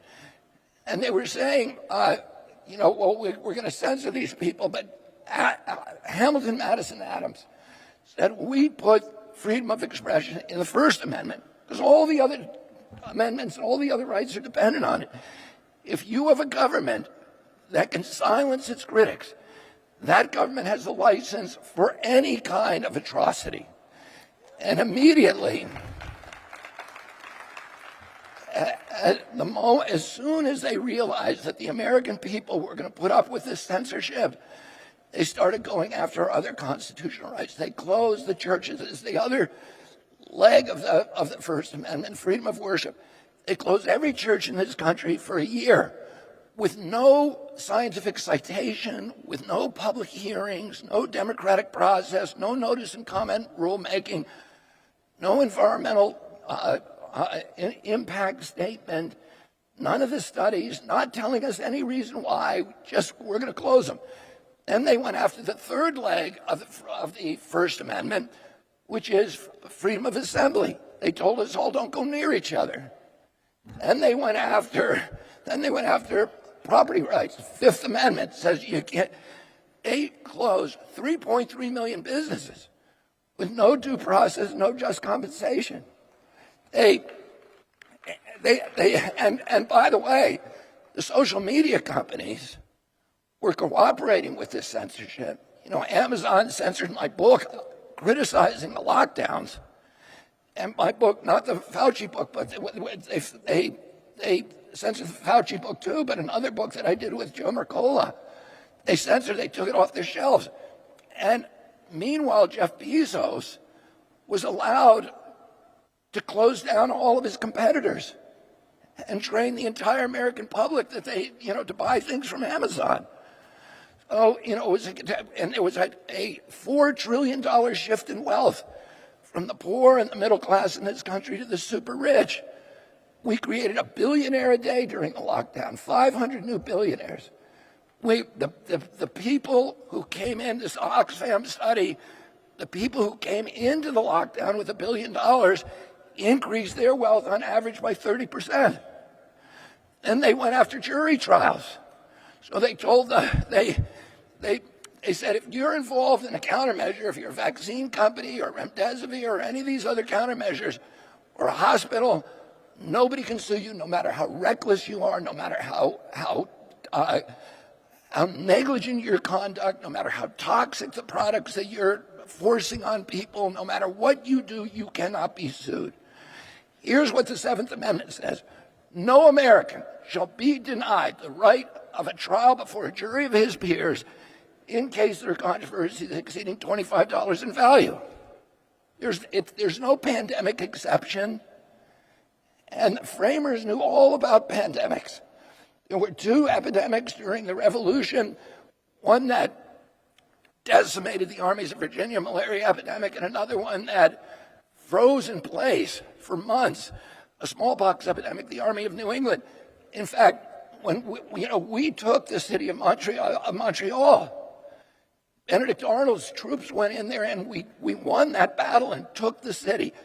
They had to withdraw because they didn't have the manpower due to the smallpox epidemic. Otherwise, Canada today would be part of the United States. And the framers all knew that. So they were, and then between the end of the war and the ratification of the Bill of Rights, there were epidemics in every city. There was smallpox, cholera, yellow fever epidemics that killed tens of thousands of people, including many of the family members of people who signed the Constitution, the Declaration of Independence. The constitutional framers, almost all of them lost people to these epidemics. So they knew all about it, but they did not put an epidemic exception in the Constitution. They wrote that document for hard times, not for easy times.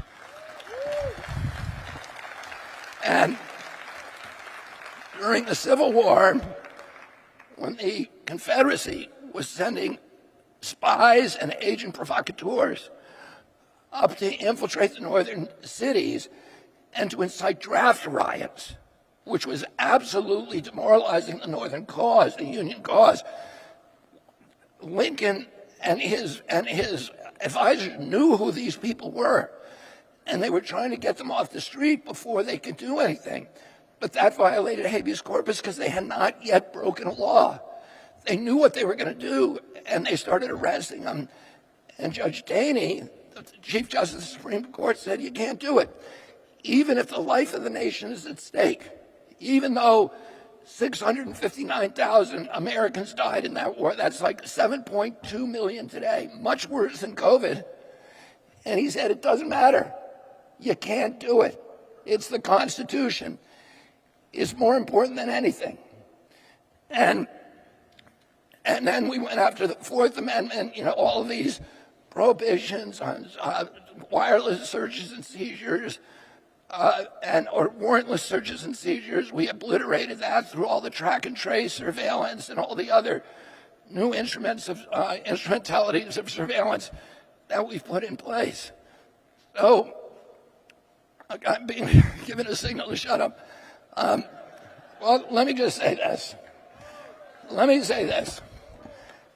When I went to Germany, to Berlin, in August of 2020, at the right when the pandemic was kind of at its height, and I spoke to a crowd that is estimated 1.3 million people. They were people from all over Europe who were disturbed by what was happening, and NBC, and none of them were wearing masks. And an NBC crew that was fully masked came up to me during that, just before I went on stage, and they said to me, aren't you scared of COVID? And I said, there's things that I'm a lot more frightened of. And they said, like what? And I said, I'm frightened that my children are going to grow up in America where they don't have the constitutional rights that I did. And I would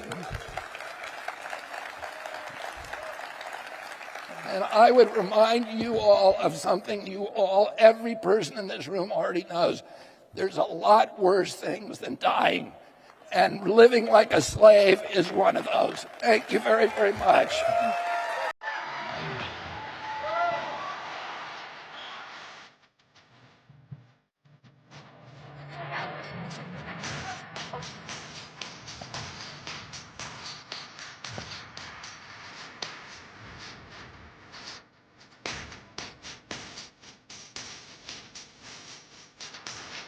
Let's hear it for Robert F. Kennedy Jr., everyone.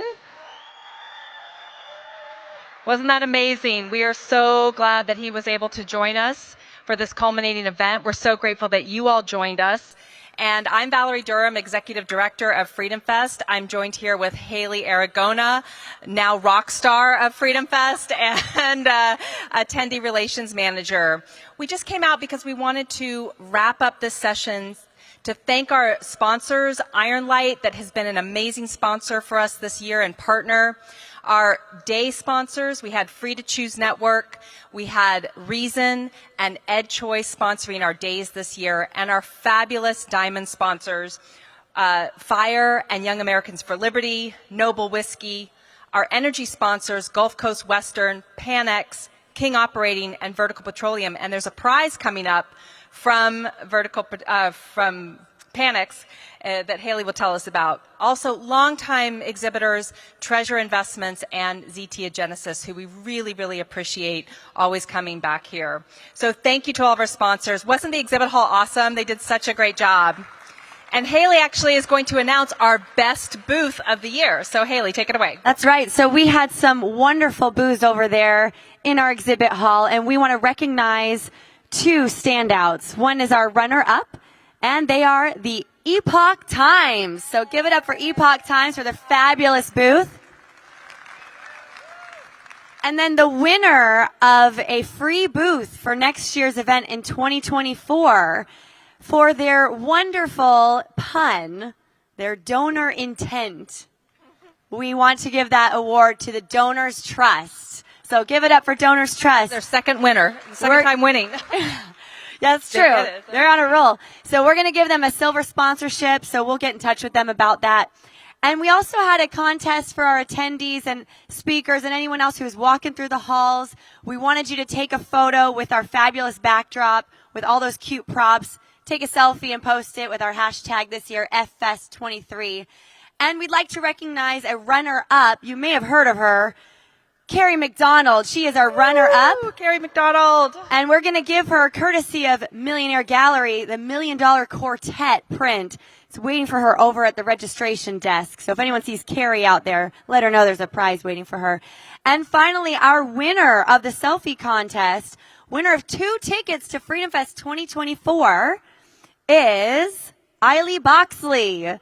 So Eiley Boxley, if you see her, if she's out there, let her know to go to the registration desk and get her 2 free tickets to Freedom Fest 2024. And finally, we have a special $1,000 gift card for gas, courtesy of Panex. And that's going to James Goodman. So congratulations, James Goodman. You got $1,000 of free gas. Woo! Go to the Panex booth, which is right through the exhibit hall right there, to pick up your $1,000 gas card. I do need to take a minute to thank our amazing volunteers. The Libertarian Party of Tennessee stepped up in such an incredible way. And can you guys point out where you are? Oh, they're all in the back corner. If you all could give a huge round of applause. They really helped the conference run smoothly. Libertarians contributing, doing work, doing amazing work. Thank you so much. And a special shout out to Zach and Alex for the amazing coordinating work that you did. Thank you so much. And Melissa and Karen Ann, like everyone. All of our volunteers. They weren't just from the Libertarian Party of Tennessee. All of our volunteers were amazing this week. We did have some independent volunteers. Thank you. Everybody really helped us out. And now, stay where you are. We have 3 important things coming up because we need to thank our vendors, our staff, they did a great job, all of you for coming out to Memphis, Tennessee. And Mark Skousen wants to come out and talk about silver coins and next year's conference. So please welcome Mark Skousen back out on the stage. Thank you so much, everybody.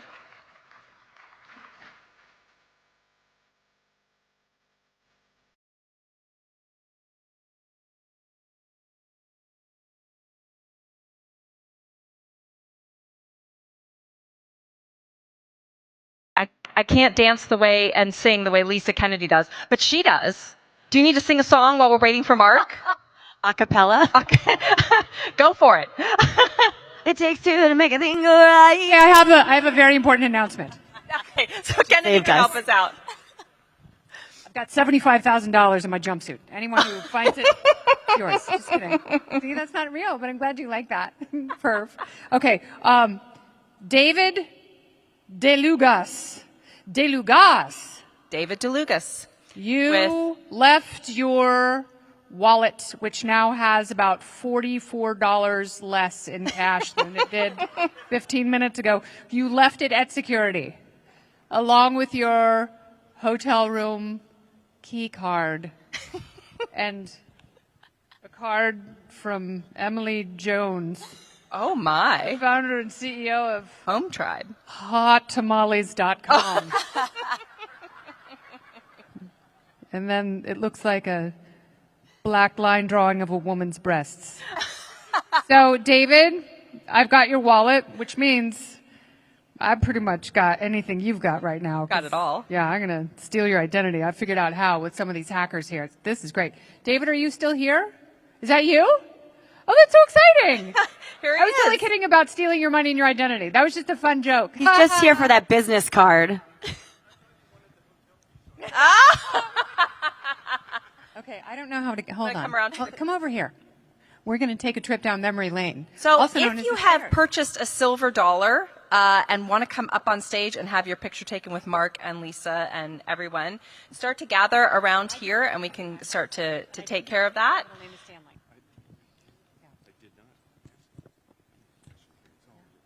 Well done. That's the smart thing to do. Do we have a? I'm glad you're reunited. Someone to take. David got his money, his credit card, his dignity, all of it is back.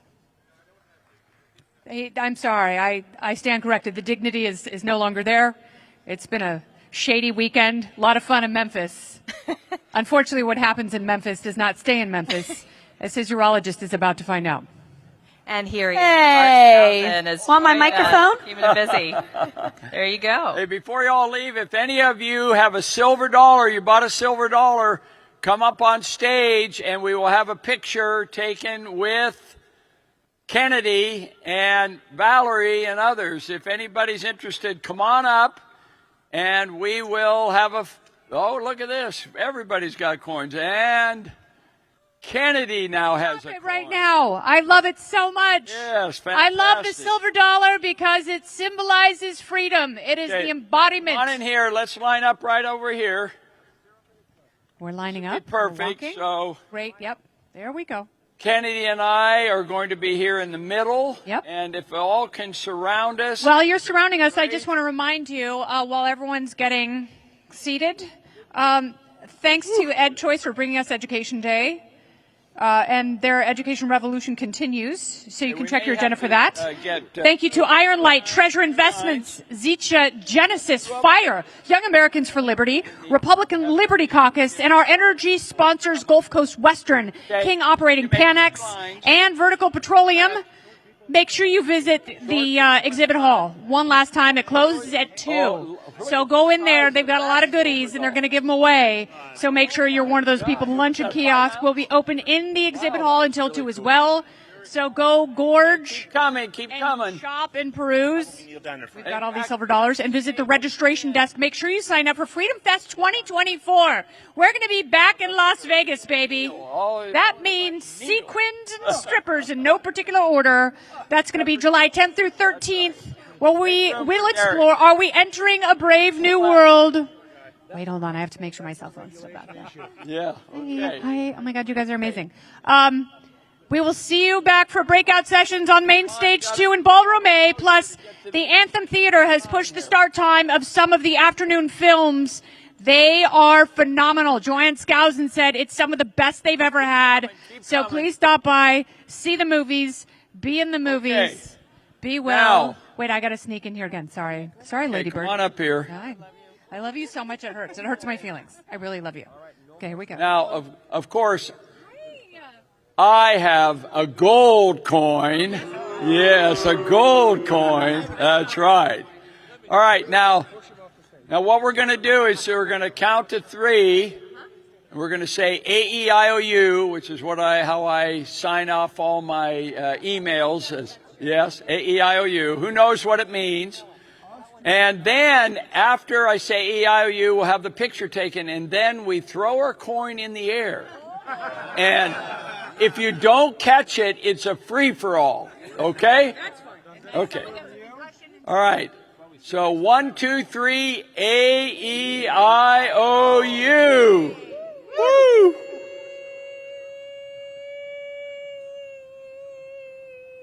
All right, now ready? Now have your cameras rolling on this, okay? Rolling on this. I got to find where's my silver dollar? What happened to it? No, I'm not throwing I will trade you silver for gold. Yeah, I don't even mind. Bet you will. Okay, I found one. I found one silver dollar. Okay, so on the count of 3, we throw it high in the air. Ready, set, go. Woo! Wow, this is very impressive. All right, so keep this on you. If you keep this on you, you will be a better investor. That's right. Thank you to everyone. Thanks to everyone on stage. Lovely seeing all of you. Thanks for everyone who got the silver dollar. Thanks to all of our Freedom Fest participants. Thanks to RFK Jr. That was a rousing speech. You may have been in the presence of a president. It's possible. Yes. It happened with Donald Trump. It absolutely did. Could happen here right now. You never know. Let's grab the bull by the horns. Take that to Governor DeSantis, who chose not to come to Freedom Fest. So there.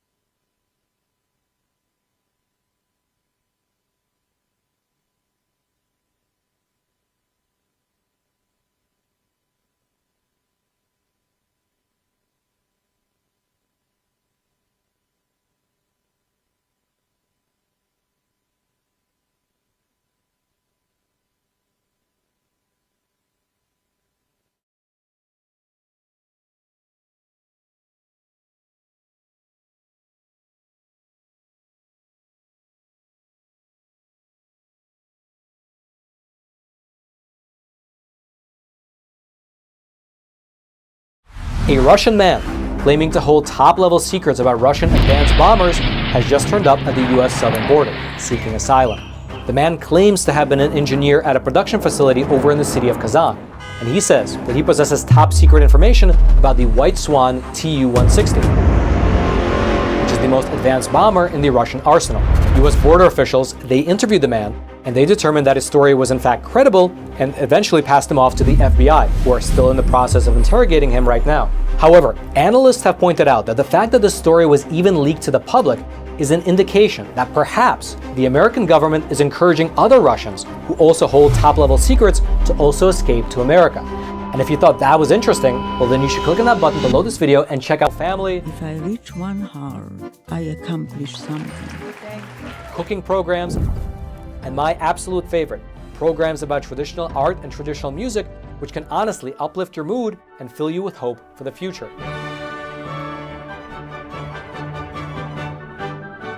And the best thing about Epic TV, at least in my opinion, is that there's no corporate backing and there's no allegiance to some anti-American agenda. How dare you come to this peaceful community and try to scam these people? What the hell are you talking about? But rather, it's just good, honest, wholesome content that's based in truth and tradition. I saw him.